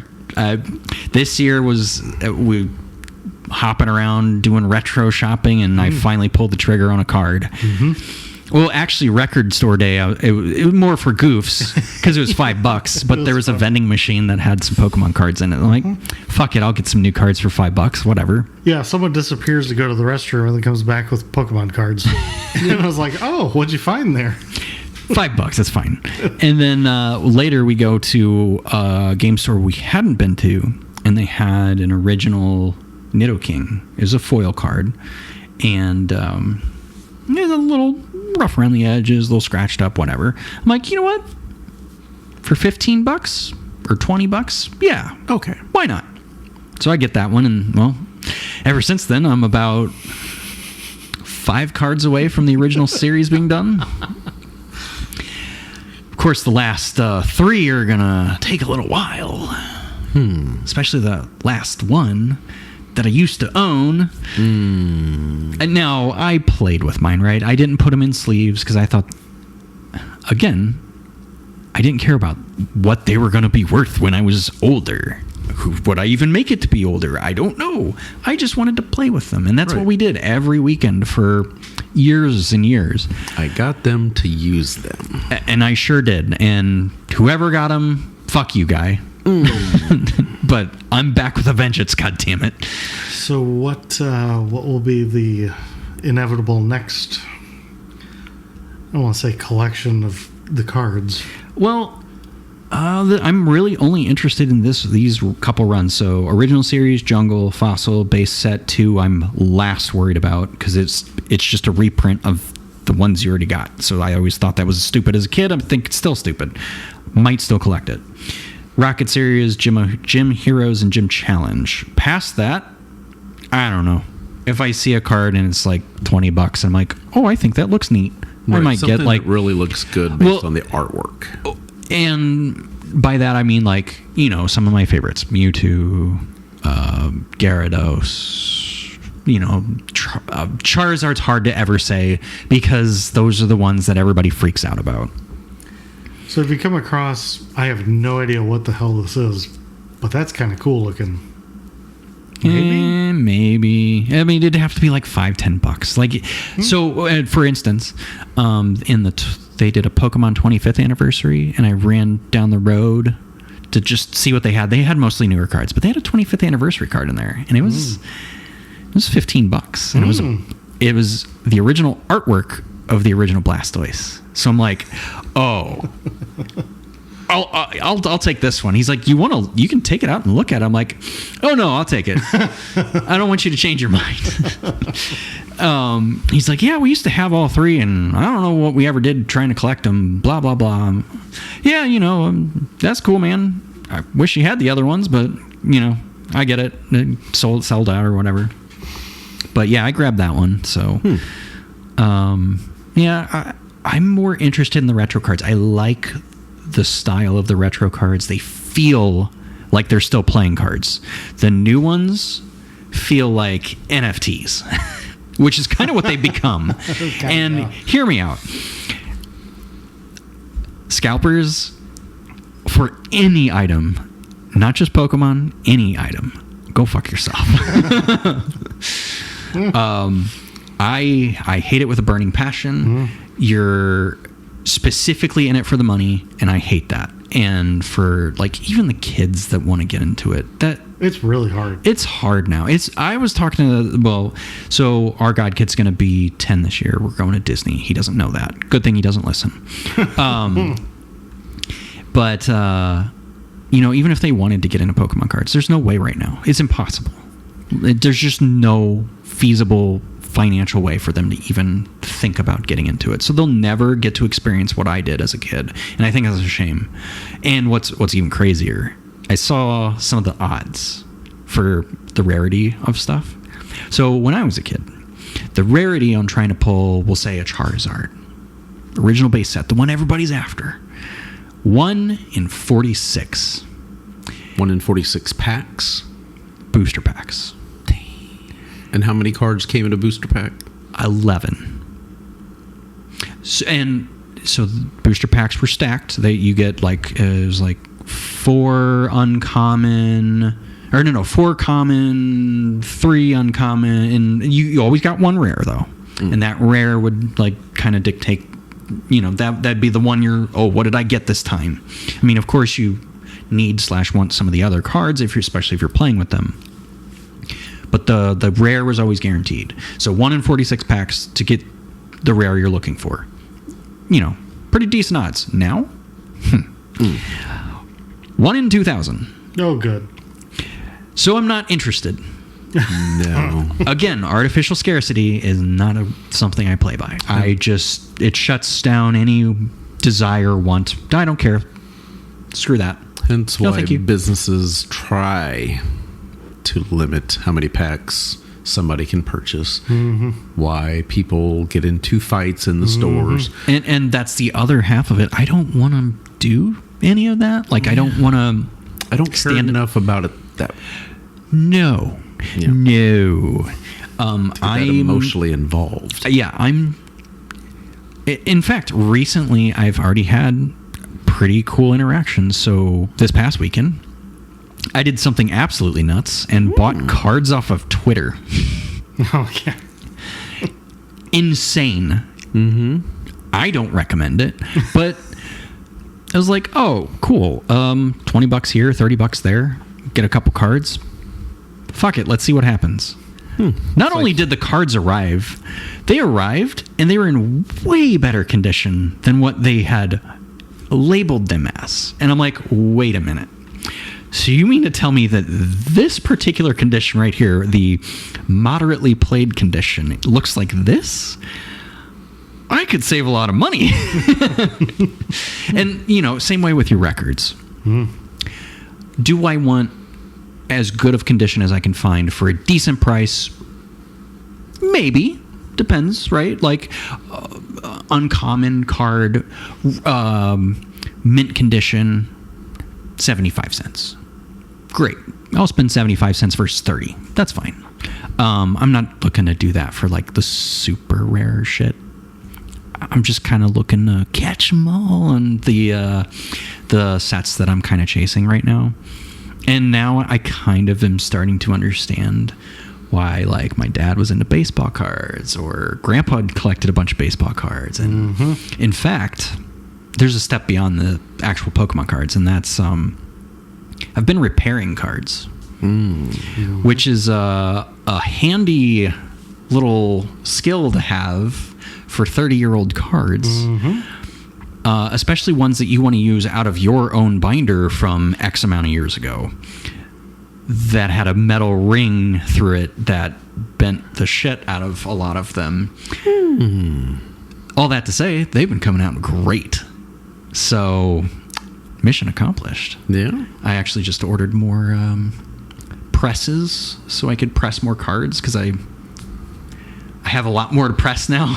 Because I'm getting close on the base set. I'm working on Fossil right now, seeing what I have, what I don't have. And one more thing to mention on base set. So base set's kind of split into 2 sets, and I only say that for people who like to kind of really get into the nitty gritty. So there's what they call the shadowless run. It was actually an error on the cards, and how you'll know is, instead of, I think it's 96, 97, 98, it actually says 96, 97, 99, and then there's not a shadow behind the border. It's just like straight border on straight color. So you unless you're like looking at an energy or a trainer card, you'll really know, oh, that's a shadowless card. And if it's one of the other ones, you just look at the date and that'll tell you. So I do want to kind of chase some of the shadowless ones, because again, I do have a soft spot for the first run. It's kind of like the Billy Ripken fuckface card. I was just thinking that, yeah. On the end of the bat knob. And if you're looking to get into kind of that Pokemon card or baseball card restoration, I'm going to screw this name up, so I'm just going to look it up real quick. But where did I do that? That was Instagram. The dude's name is Jeff Lebowski. I keep thinking it's Dave. It's definitely not Dave. It's Kurt's Card Care, and he's got videos for days. He's been doing this since he got sober and during COVID, so it was kind of a twofold for him. He's been sober for 7 years. Good for him. Don't know what substance, don't care. He's got some great content. He's a super nice guy. Bought a lot of my starter kit stuff for that. Helped me out with repairing some of my childhood cards, so very happy. Now, is that an Instagram channel, YouTube page? Yes and yes. Okay. And he always ends his video, this is Kurt with Kurt's Card Care. And he's definitely has that northern accent, because he's from, it's like Michigan, I think? Or, no. Yeah, I think Michigan. But anyway. So, super nice guy, has a lot of good helpful tips. If you're trying to repair some cards, whether it be Pokemon or Yu-Gi-Oh! Or baseball cards or Garbage Pail Kids. Yeah, he's got a lot of tips and tricks. GPK. For life. So I'll try to move on from cards, because I could talk endlessly about the cards, but Pokemon also had figures. And I have a kind of another story when I got one of my first figurines. Here we go. We were on vacation, and we were in Canada because we just went to Niagara Falls. So we go across the border and go into the shop, and I walk into the shop, and fucking wall in front of me. I swear it was every Pokemon in the first run. It was like 150 characters. Choose one. And my jaw fell open. I'm like, oh my God, I could choose any. I was like, well, these are all Japanese. What? Not realizing, like, oh, duh, because they've been out there first. And I believe those ones were the Tommy figures, which they had an original 151 run. They were individually packaged. You get one character, and you knew which one you were getting. X amount of money, boom, there you go. So I had to get the figure that I really liked, but they didn't have a lot of in America. And it was Kabutops with the blades. So fossil, ancient Pokemon, whatever. So I got him. Later on, his head fell off, so I had to super glue it. He's a little brittle. This a Dumb and Dumber moment with the turkey. Pretty bird, pretty crop tops. But his head fell off. Definitely had to get him. He was super cool. I just checked. I think I still have him down in the basement. They did a couple runs of those in America and like recolored some of them, like in like a metallic paint. And I don't know what run that was or how I got it. Again, Christmas gift probably. And my parents were doing the best they could. They didn't know what the fuck this shit was. I found that out firsthand when we were in Japan, and the God kids were like, "Oh, we want this and this and this." I'm like, holy fuck, guys, full circle moment. This is what my parents felt like when they were looking for Pokemon. Oh my God, I get it. Those poor bastards. Yeah, I definitely feel the same way about some of the LJN big wrestling rubber figures that they had. I mean, I didn't care for Hillbilly Jim. I wanted King Kong Bundy. I wanted Hulk Hogan. I wanted Andre the Giant. And I wanted Stretch Armstrong. But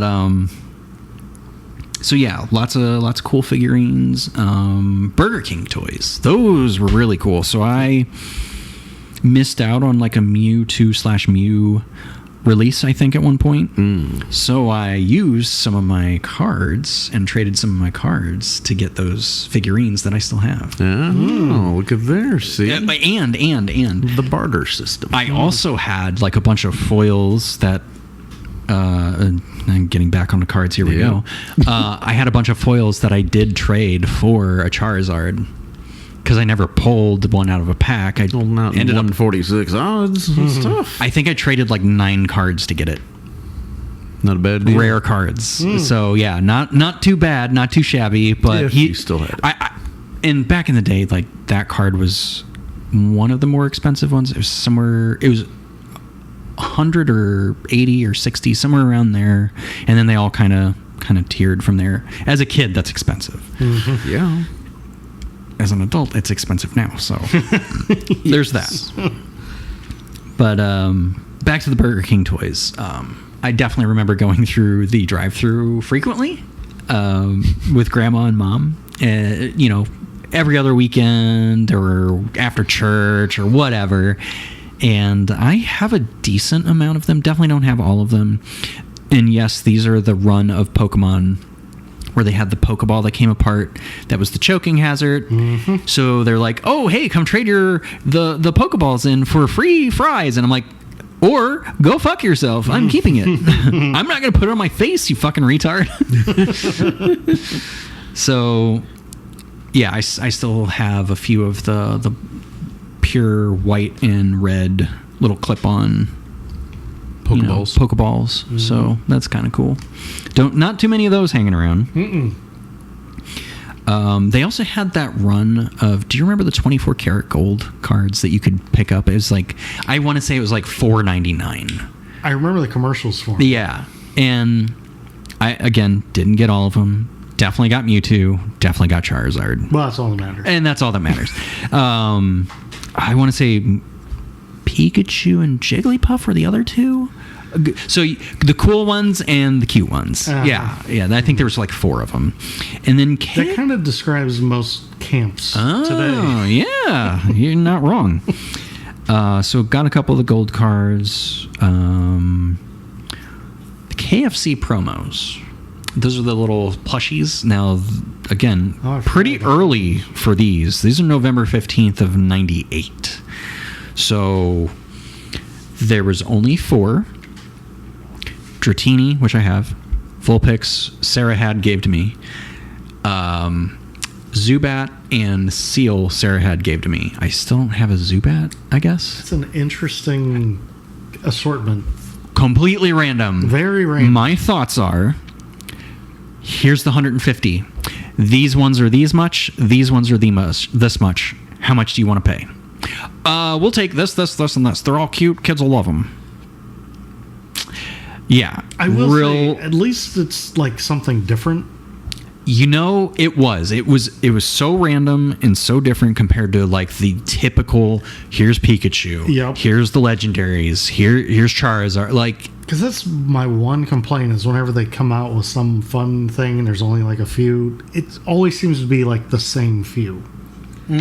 Like, maybe switch it up a little here and there. And you're not wrong. And I'll fully admit, absolutely love me a Charizard. That's why I chose red. That's what got me into the games. I love dragons. There you go. Awesome. Yeah. He's one of the more recognizable characters. Yep. But he's also everywhere. And he's also everywhere, and everybody else likes him too. Yep. So there you go. Yep. But yeah, the KFC Pokemon run. Now, I never went directly to KFC. Again, I think I traded Dratini with some cards. Again, Sarah gave me some. I guess I should get a Zubat to figure, get all of them. Well, yeah, you gotta catch them all. Right, yeah. Well, it was like that one meme, I forget what it is. I'll show Kevin after here. But does everybody spend $1,200? I don't know. I don't know if they're spending $1,200. If they're being serious, yeah. If they really want to fucking catch them all, then you have to. It kills me every time. I don't know what that guy's name is. I think his name's Francis. Amazing. Amazing. There's a whole series of videos with him. Yeah. That's probably the best. The movie theaters had card releases. Unlike, it was the first, it's like any free release. You got to get there early, otherwise you're not getting any. Mm-hmm. And they had them for a little while, and I may have went back to the theater a few times and got some more to the local theater. But I do have most of those because I did play with them. There were some I didn't play with that were in my rare binder that I still have, but I still need to reacquire some of the older promos. And then there was a card promo that came out with the second movie. It's probably one of my most favorite cards of the whole series. It's even made differently out of all the other cards. It's the Ancient Mew. It looks like hieroglyphic writing. Front and back is completely hollow. It's like a plasticky type material, so it's like kind of hard to repair if you fuck it up compared to the rest of the cards. Which I was watching Kurt do. He's like, you got to be careful with that one. But that one, pretty decent condition. The cut on it from, I guess, when they were stamping them, not the best, I'll admit, but great condition still. Because I never played with it. It was just a collector card. Love that one. So I have to find space for that one. What else? Oh yeah, I talked about the statues. The brand of statue earlier with the Gyarados red and blue ones are Jazwares? Jazwares? Sure. Jazwares. That's what I'd go with, Jazwares. Yeah. Jazwares. Weird company I'm not familiar with, but no. That's what those were. I think that kind of wraps up most of the Pokemon stuff. I'm gonna leave it there. Says maybe. He thinks. Yeah, probably could keep talking about it, and I'm not certain that most of our listeners care about this particular section, and that's okay. I understand.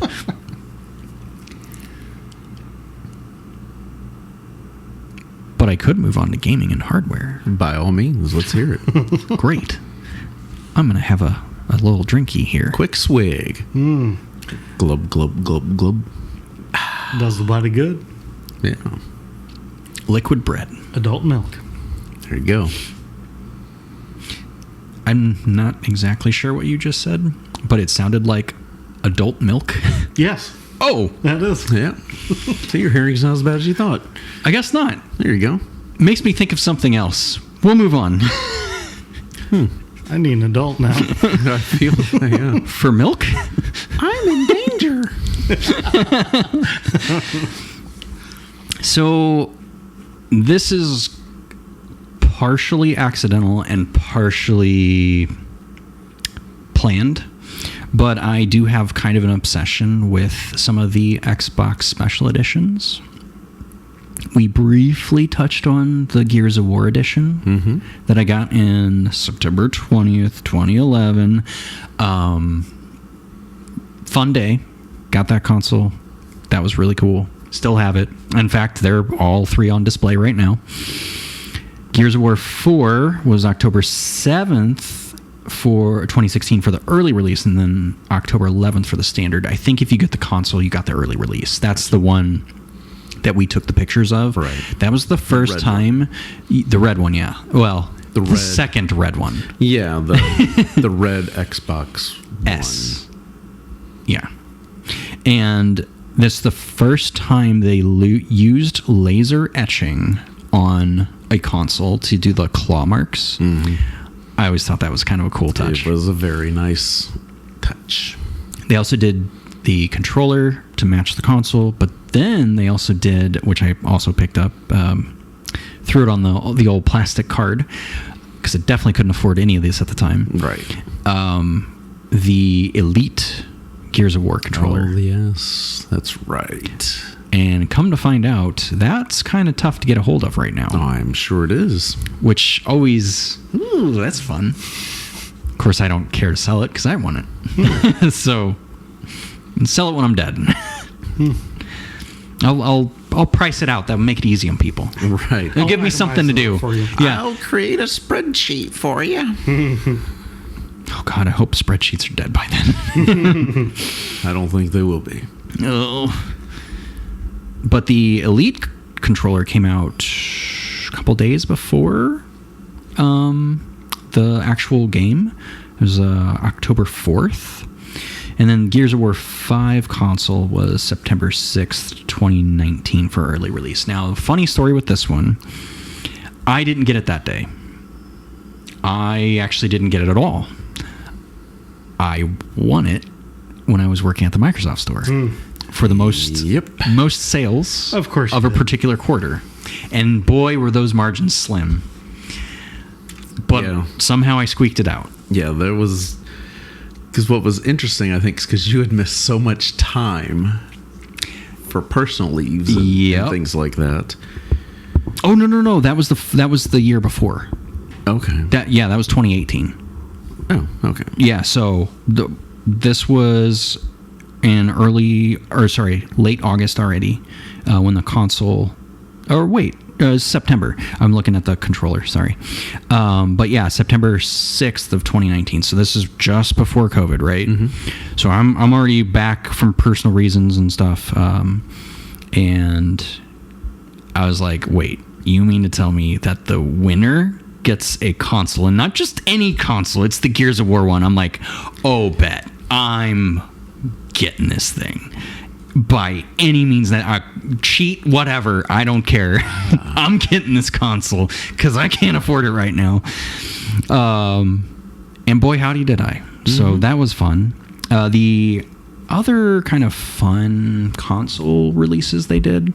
So I did do a day one Xbox One console. Now, I did go to the same Microsoft store that I ended up working at later for that release. The only thing that's kind of weird, they gave you a 0 gamer score achievement for like a day one purchase of the console. So I have that on my profile, kind of a weird one.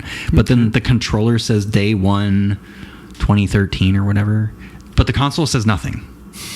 So you keep the controller and tell a console to fuck off. Basically, yeah. But then they did the Scorpio edition. Those were freaking cool. So the Scorpio edition was the Xbox One X, and I got to work the launch party for that. So that was probably one of my more favorite memories of the store, because it was like first year at the new place. Last major console release. Yeah, last major console release. It's a big one. I can't afford it, but I'm going to put it on this cool, handy dandy thing called Dell Credit. Yep. And I'm going to pay for it over time. Right. And boy, no interest. Did I hear about that one from a personal standpoint. But we got there. Hey, didn't always have disposable income. Just for the record, I do not forget where I came from. I did not have a lot of money back then, okay? But, yeah, that Scorpio edition, still have it. In fact, it's still hooked up because you can't use... So they had this attachment where you could do the digital antenna and go straight to the Xbox. You can't do that with the new ones. It only works on Xbox One era. It's one of those weird things. So it's still hooked up because it's the only thing that has a digital antenna. So there you go. But yeah, I really liked that particular console launch. Again, not many you get to be at a place where they actually make it and launch it at the place. And now that place doesn't exist. It's a bookstore. Yep. Hey, yeah, you can go check out some new books and stuff. Oh no. Right. I mean, I'm sure there's better bookstores, but from one person's addiction to another person's addiction. They also have a bunch of controllers. Oh, yes, they do. And the controllers are endless. I didn't get all of the ones listed because there's like PUBG, Sea of Thieves. I do have that. The one I missed, it was the Cyberpunk one. And I tried getting it, but it sold out too fast, unfortunately. Mm-hmm. The 20th anniversary one I have, the Starfield, the Doom Dark Ages one might be one of my favorite ones. And it's now, yes, things have went up quite a bit in the past few years, but the way this one was made makes it feel like it came out of the Doom universe. The back rubber grips look like leather, and then the top little piece where the Xbox logo is looks like this metal jagged piece that's coming off, and it's got claw marks and burn marks, and then the ABXY, they're all like the demon symbols. It's incredible. One of the best controllers they've ever made. One of the things the Xbox team was best at. Incredible. And it's criminal that there is a new Gears of War launch, that there won't be thank God, in some ways, there won't be a new console with a special edition that we're aware of. Maybe there is, and I could be eating crow here in a little bit. It'll probably just be one of those little wrap things that they put around, like, you know what? Starfield. That's kind of lame. I don't like the wraps, I'll be honest. I think it's neat and accessible. I don't personally like it. I like that they took their time to do the little Easter eggs in different areas. I mean, the etching and textures. That Sea of Thieves controller, by the way, also really cool launch because it glows in the dark. Right, gold tooth. It's kind of thing. One gold trigger for the gold tooth. It's like a translucent purple. By the way, Xbox, if for any magical reason you're listening, please, for the love of God, bring back translucent tech things. What's old is new again. But because it's like they do half translucent stuff, and it's like, come on, go full. I hear the kids are into that now. That's what I'm saying. Starfield one's pretty cool. It's very, NASA punk-esque. The PUBG one, it's fine, but I just happen to love PUBG so much, so I got it anyway. The new Forza Horizon 6 one, it's cool. I think last year's was cooler, but Forza Horizon 6 takes place in Japan. Surprise, surprise, I got the controller. Did I see something about there being like a ramen box for those? I saw. So some of the people that were chosen to go over to do the experience in Japan, when they were handed their controller, it came in a little round tub that looks like a box of ramen, but you can also charge your controller through it. Yes, yeah. Wow. And when you open it, it looks like a bowl of ramen with your controller sitting in the ramen. Yeah. It's awesome. I thought I saw that. I don't think I had a fever dream and dreamt this. No, yeah. And they also did a headset. I already have like 3 headsets. I don't need another one. I say that as I have like 20 controllers. I was going to say, how many controllers? And the ones not mentioned are just like some of the basic color ones that I just really liked. So there's like I don't even know what they're called. Most of them are like, whites and silvers and golds and like some fun colors and the way they did them. So, a lot of Xbox goodies. And again, used to work for Microsoft, so it kind of holds a special spot. As weird as that sounds, there were some really, really cool people there, and I did briefly work for Xbox for about 3 months, so that was cool during COVID. Then gotta say, I realized my dream. Damn it, I worked for Xbox. Can't all say that. Yeah. I didn't have a Xbox.com tag, but still worked for him. So, hey, whatever. Leave me alone. Some of the other stuff, this is kind of more recent, and I would say it kind of just falls in with everyone else where it's like what's old is new again. But you guys are kind of into retro gaming too a little bit. So yeah, I grew up, I would argue, in probably the perfect time and age where got to see things evolve a certain way and was there from almost from the beginning, gaming wise, not completely, but really into like old Nintendo stuff right now, as I wear a Nintendo shirt from Kyoto. Recently, it was the same shop, got the Nidoking from. Somebody just that day traded a Metroid cart in, and it's like, well, I already screwed up the other one, so might as well get this one. And it wasn't perfect condition, but I took it apart. The board is flawless. So, hey, that's pretty wild. But I have noticed I have this obsession with kind of refurbishing or making something its best form, even though it's like a little rough around the edges. Again, kind of going back to refurbishing some of the Pokemon cards with some of the abilities that I've gained over the past couple months. Same with the carts. I bought all the little tools to take the carts apart, change the batteries. Tri-wing. Yeah. Got all those to open those up. I eventually need to figure out which Game Boy games still have saves and which don't, because the battery gives up eventually, unfortunately.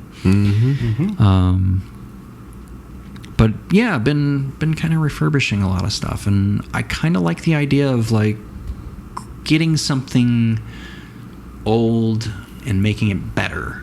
Yeah, giving it new life. Yeah, I just really like the idea of that. I'm always just been a tinkerer. I love to play around with things. I mean, half the reason I've ever been podcasting with you, Kevin, was because I opened up my Xbox 360 because it had a red ring of death. Yep. I fixed it, and I was like, wow. That was kind of fun. That was fun. That was cool. What else can I do? What else can I get into? And, well, got into Xbox and Microsoft pretty heavy, and that's how we met. Here we are. But, let's see. I mean, obviously, it'd be cool to get some of the old... This is the kicker, too. High school / college, looking at some of the prices for the Metroid games with the carts and all, and I'm like, oh, man, $60. That's rough. And now it's like $250. That's rough. Oh, boy. It just gets worse. Yes, it does. So I don't know that this current newer obsession will bear fruit, but as quickly. It's a slow burn. This is the marathon pace one. Yeah. I mean, with the cards, like you can get a lot of the cheaper stuff easier. I mean, it's kind of a marathon with some of them, but with the games, kind of similar thing. It's a marathon. It just gotta wait for another mint Metroid to come in. It will never be. But would love to. I do actually have my Metroid Primes and Fusion and Zero Mission boxes. I don't have Fusion and Zero Mission carts. I don't know where they went. They might have been in with my cards when they got stolen. I don't know. So, yeah, it's otherwise, like the whole, I'm going to get back into it. Like I would be like, I'm going to go look at the cards in the basement because I've had them for years. Right. Fuck. I do have a funny story though just because a lot of these, I was around for their release, but specifically Metroid Prime 3. Funny story, went to the mall. It was here in South City, South County area in St. Louis.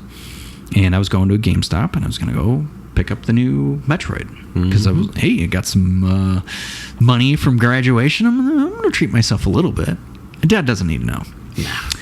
Well, I get to the mall and get out of the car, start walking. I look over and, hey, Dad. And he looks over, he's like, hey, what are you doing here? What are you doing here? Well, I need to get a gift for your stepmom. What? Long story. Oh, I'm just getting a game. Oh, okay. Part ways. Never have seen my dad in the wild like that ever again. It was weird to, like, on my, trajectory with college, doing college things, just hanging out with people and buds and whatever, run into my dad and going to the mall. Weird. I don't know. It is weird when that happens.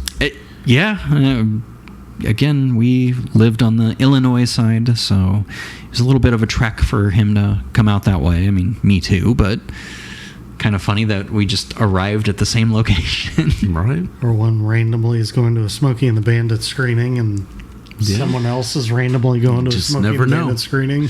Just never know. Wouldn't know anything about that. Nope. The other kind of fun story, and it's actually where Dorky's is located, but there's a Panera Bread, and Sarah and I were mooching some free Wi-Fi, doing a coffee thing all day, doing a computer thing. The thing that I complain about when I see in coffee shops, by the way, we were doing that. Now, I only complain about that when there's not a lot of space. If it's a big one, i.e. Panera, it doesn't bother me as much. When it's a tiny place and you see somebody on your laptop, I just want to reach over and throw the thing out the window. I'm like, get out of here. Customers only. But anyway, I think I was surfing the web while she was probably doing more important things like job hunting or something.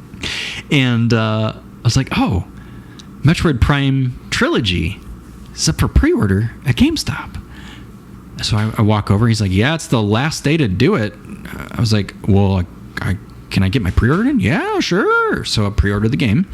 It's $50 for 3 games for Nintendo. Yeah, and this is the Steelbook, right? Steelbook with the little clear sleeve. Yep.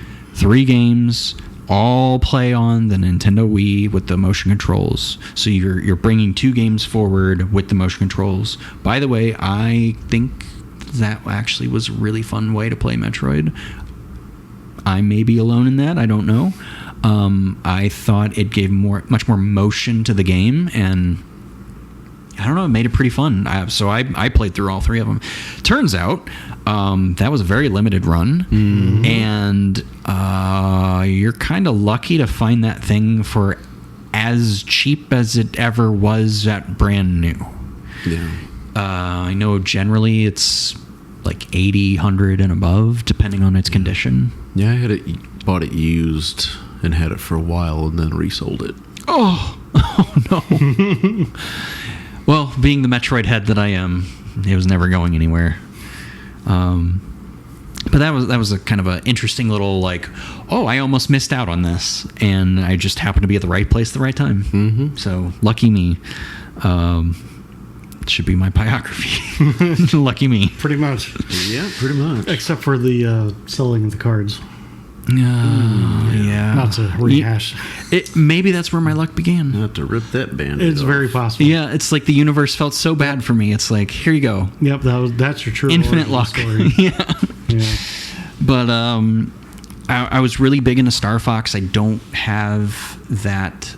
I don't think I have that in the base. So I have a decent amount of my 64 games in the basement still. Some are in better condition than others because, 3 sisters and all. Couple moves. Life finds a way. Yeah, to fuck things up. Yeah. And, Star Fox, Banjo-Kazooie, Mario 64, Donkey Kong 64, some of them are in better condition than others. But boy, do I love that era of Nintendo. PlayStation was clearly the front runner.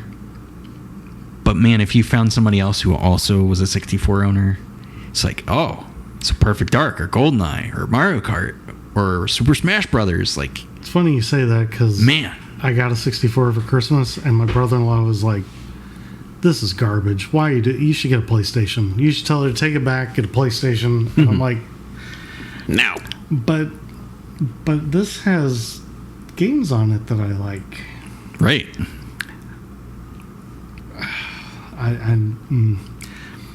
He got the PlayStation then. Fine, you get your PlayStation, and I'll have my Ocarina of Time and Smash Bros. Hell yeah, and brother! And Perfect Dark. And I've never. Take that back. I have briefly played. What was the 3DS one, or what? The Zelda.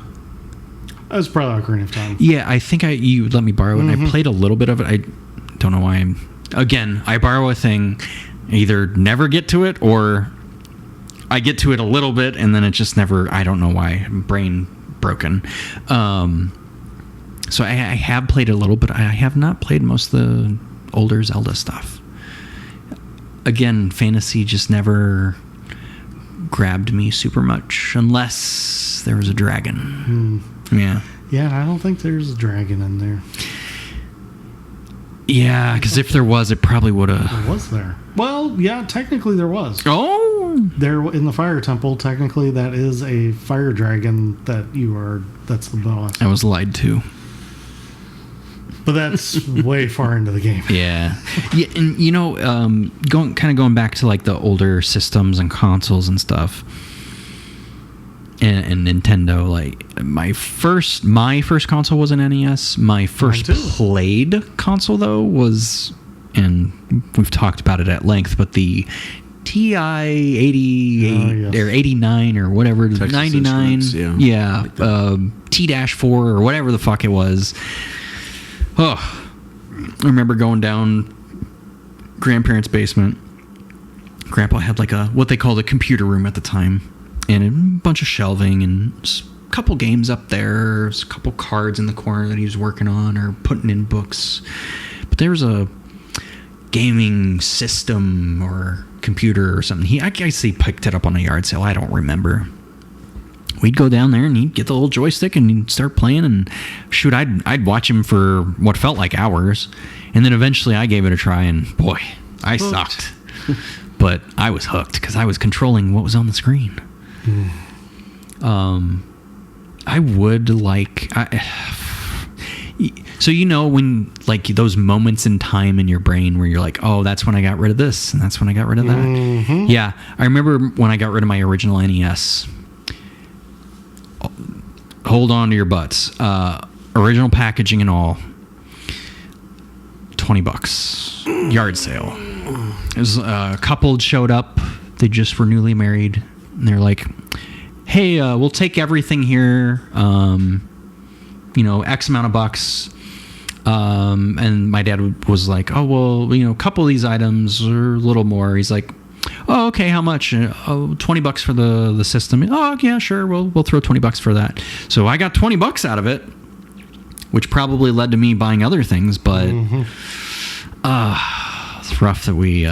Do you remember which console it was for the NES? Yes. There was the Action Challenge. It was the one with the orange gun. Okay.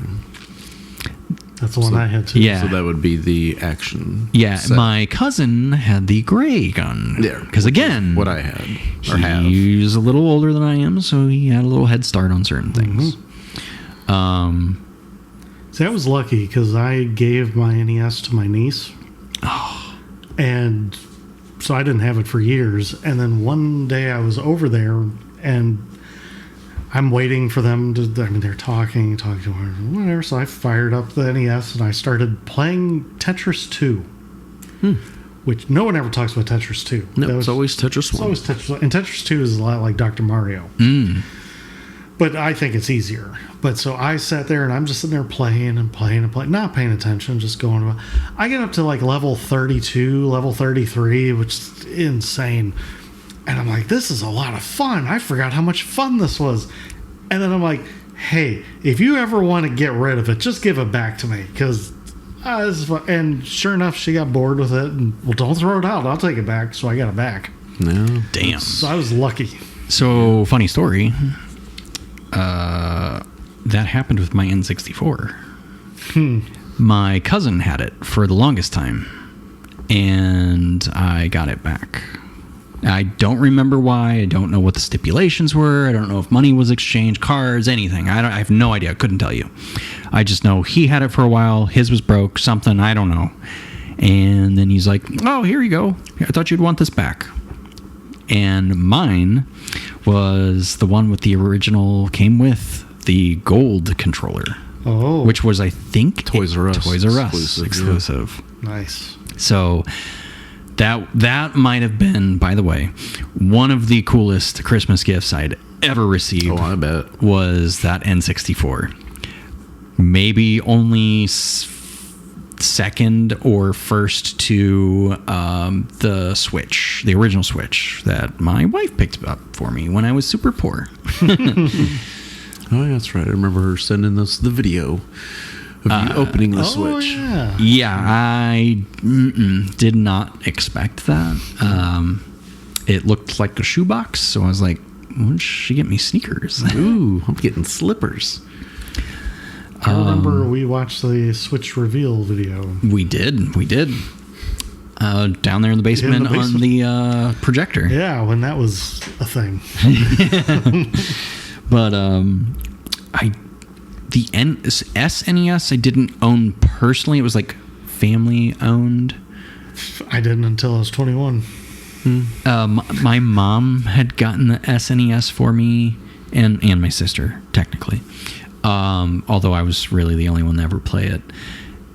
It was like one of the Christmases. It was, I want to say it was the year before or the same year I got my N64. So it was like, either way, what a couple Christmases.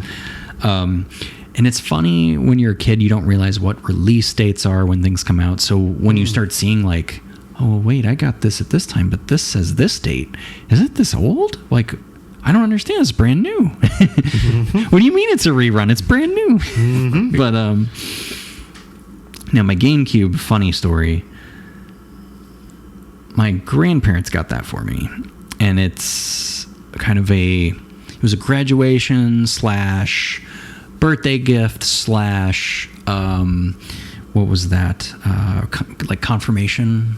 Graduation thing, communion, communion, yeah, and religious thing, yeah, because they tried, yeah. I mean, they weren't religious to the point to where like it was cringe. It was like they had felt like, or more, my grandma felt like, oh, I had felt this thing. I believe these things, and that's just what it was. And then we went to church and whatever, had some fun times.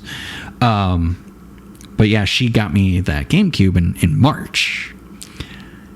Well, my parents were pissed because that was supposed to be Christmas present. Just come to find out later.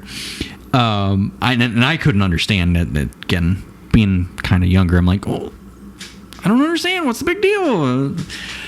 And they didn't want to like sit there and tell me, well, we wanted to get that for you for Christmas. And because, consoles are always fun as a kid. That's like the one, oh my God, I'm getting this really expensive things from my parents that I don't usually get. Whoa. Or Santa. And from a parent perspective, it's easier to say, well, we bought this console because it's easier for us to choose a console than to try to figure out games that you might want. Yeah. That original Game Boy also, I want to say it was a Christmas gift, but I think it was my grandma one year that got me at that. So that, because again, playing games in the basement with Grandpa on the little TI Texas Instrument thing. So they're like, oh, well, he likes games. Well, we'll get him a little portable one. Had that for a while. Game Boy Color, I want to say that was a birthday item. And I got that just in time for Pokemon Silver. So that was nice. Game Boy Advanced might have been a Christmas item. Now the Game Boy Advanced SP, which is the first time that Game Boy was ever backlit. Yes. And it had like a foldable clamshell, so it was a real nice tight package. Right, nice little square. Love that design. Oh yeah. that was the first time I had purchased any gaming console thing for myself. Wow. So, I was already working, getting some money, had some birthday whatevers, traded something in, I think. Boom. Brand new SP. And I want to say it was like $100 at Walmart. So that was a cool purchase.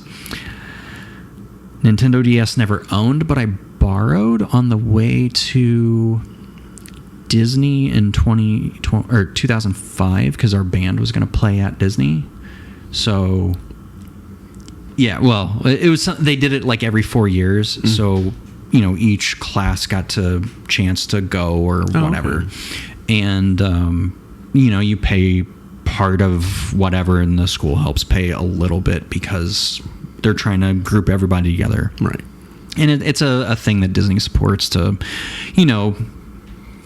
give kids a fun time or whatever. So on the way, I'm playing Mario 64 on the DS, which was breaking my brain. Yes. Because it was like not that far ago that I was playing it on a big old TV. So that was pretty cool.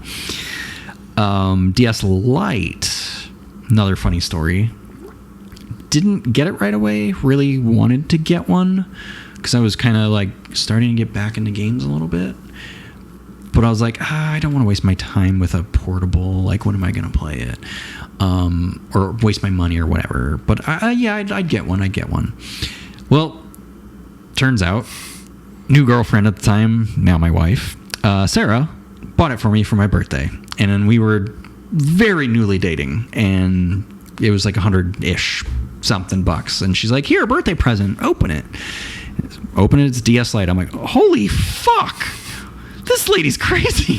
She likes me. So again, another fun Nintendo thing that she got me, I guess. Various controllers and peripherals. You remember the magnifying glass with the light on the original Game Boys? Mm-hmm. Oh man, I don't know why I remember that one specifically, but I remember driving home from Branson and like, hey, if one of you wants to stretch out, you can unbuckle your seatbelt and get in the back of the Blazer and just lay down or whatever. Like, oh fuck yeah, I'm gone. Girls were asleep or whatever, so I get back there. Original Game Boy, Metroid 2, magnifying glass with a little light. Yeah, so I can see. It was wild times, but yeah, just kind of casually looking for maybe some of those items. I don't know if that's something that I'm going to chase or not. Some of them, yeah, it's like the right time, right price, right? That's how it always is. And maybe on Saturday we find something really cool. Yeah, because we know what to look for. Right. Well, I created a Google map for a lot of shops around us, so there's that. There you go. But as mentioned, real big into the Xbox stuff. I mean, again, the Red Ring of Death is kind of part of the reason I have the career I have today. Mm-hmm. It kind of pulled my interest from cars into tech. And I met you with podcasting and then Microsoft Store and, well, rest is history. So weird how life works sometimes. Life finds a way. Mm-hmm. It sure does.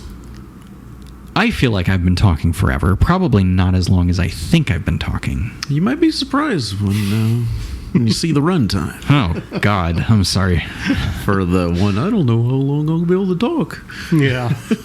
So, I mean, hey, when you're in it, when you're on a roll, you got so many stories to tell with all of your stuff. So that makes it interesting. It's interesting to me. Well, and I'm finding that already with some of the cards. Like right now, some of the cards I can point to, I'm like, oh, I bought that off Twitter, or this was the first one that got me back in, or we found this one on a random run to Dorkies, or whatever, right? And I think that's part of the fun, not just like, oh, I'm completed, I got it all.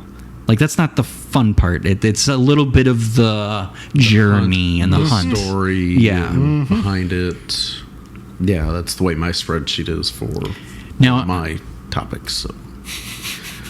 Honorable mentions. I have a couple of vinyls now, thanks to you fellas. Oh, yeah. I still don't have a way to play them, but they look nice on the shelf. Until he comes to one of our houses. That's true. That's true. We did play Tron Legacy. Yes. That was awesome. Sarah didn't like how loud it was. But that's fine. Go outside next time. I'm old and I'm unhappy.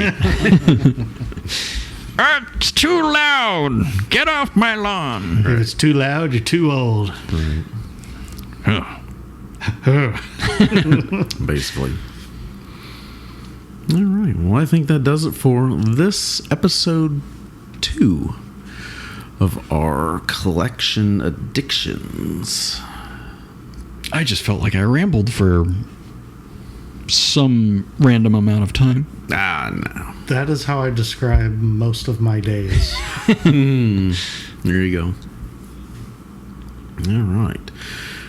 So, as always, we'd like to thank Stark Roofing, AllStar Fence STL as our title and studio sponsors, Granite Pros, LLC, Terry and the Moon and Back Photography and Doula Services, Mike Jones of the Lions Den Podcast Network. For all things Back to the Past podcast related, there's always the site, Back to the Past podcast.com. Link is in the show notes. There you can provide feedback for our episodes, suggest episode topics, support our sponsors, order your very own shirt, and much more. And of course, ratings and reviews. We're always curious. Feedback, it's always important. So, and tell a friend. We appreciate you taking the time to listen and do hope that you enjoy it. If for some reason you don't, please let us know why, and we'll see what we can do to try to improve the experience. Always growing, always learning. Always growing. All right. Thank you, everybody, again for listening, and until next time, when we get back from the past. Sayonara. Oh my God. I am never going to financially recover from this. The Lion's Den Podcast Network, powered by Stark Roofing. With over 45 years of experience in the roofing and exteriors industry, Stark Roofing is a local, family-owned and operated company that provides excellent customer service and workmanship. Let's Start Roofing. Bring your home back to life. You can give them a call at 636-671-0045 and tell them Spanky sent you. Stark Roofing, proud title sponsor of the Lion's Den Podcast Network and this amazing podcast presentation.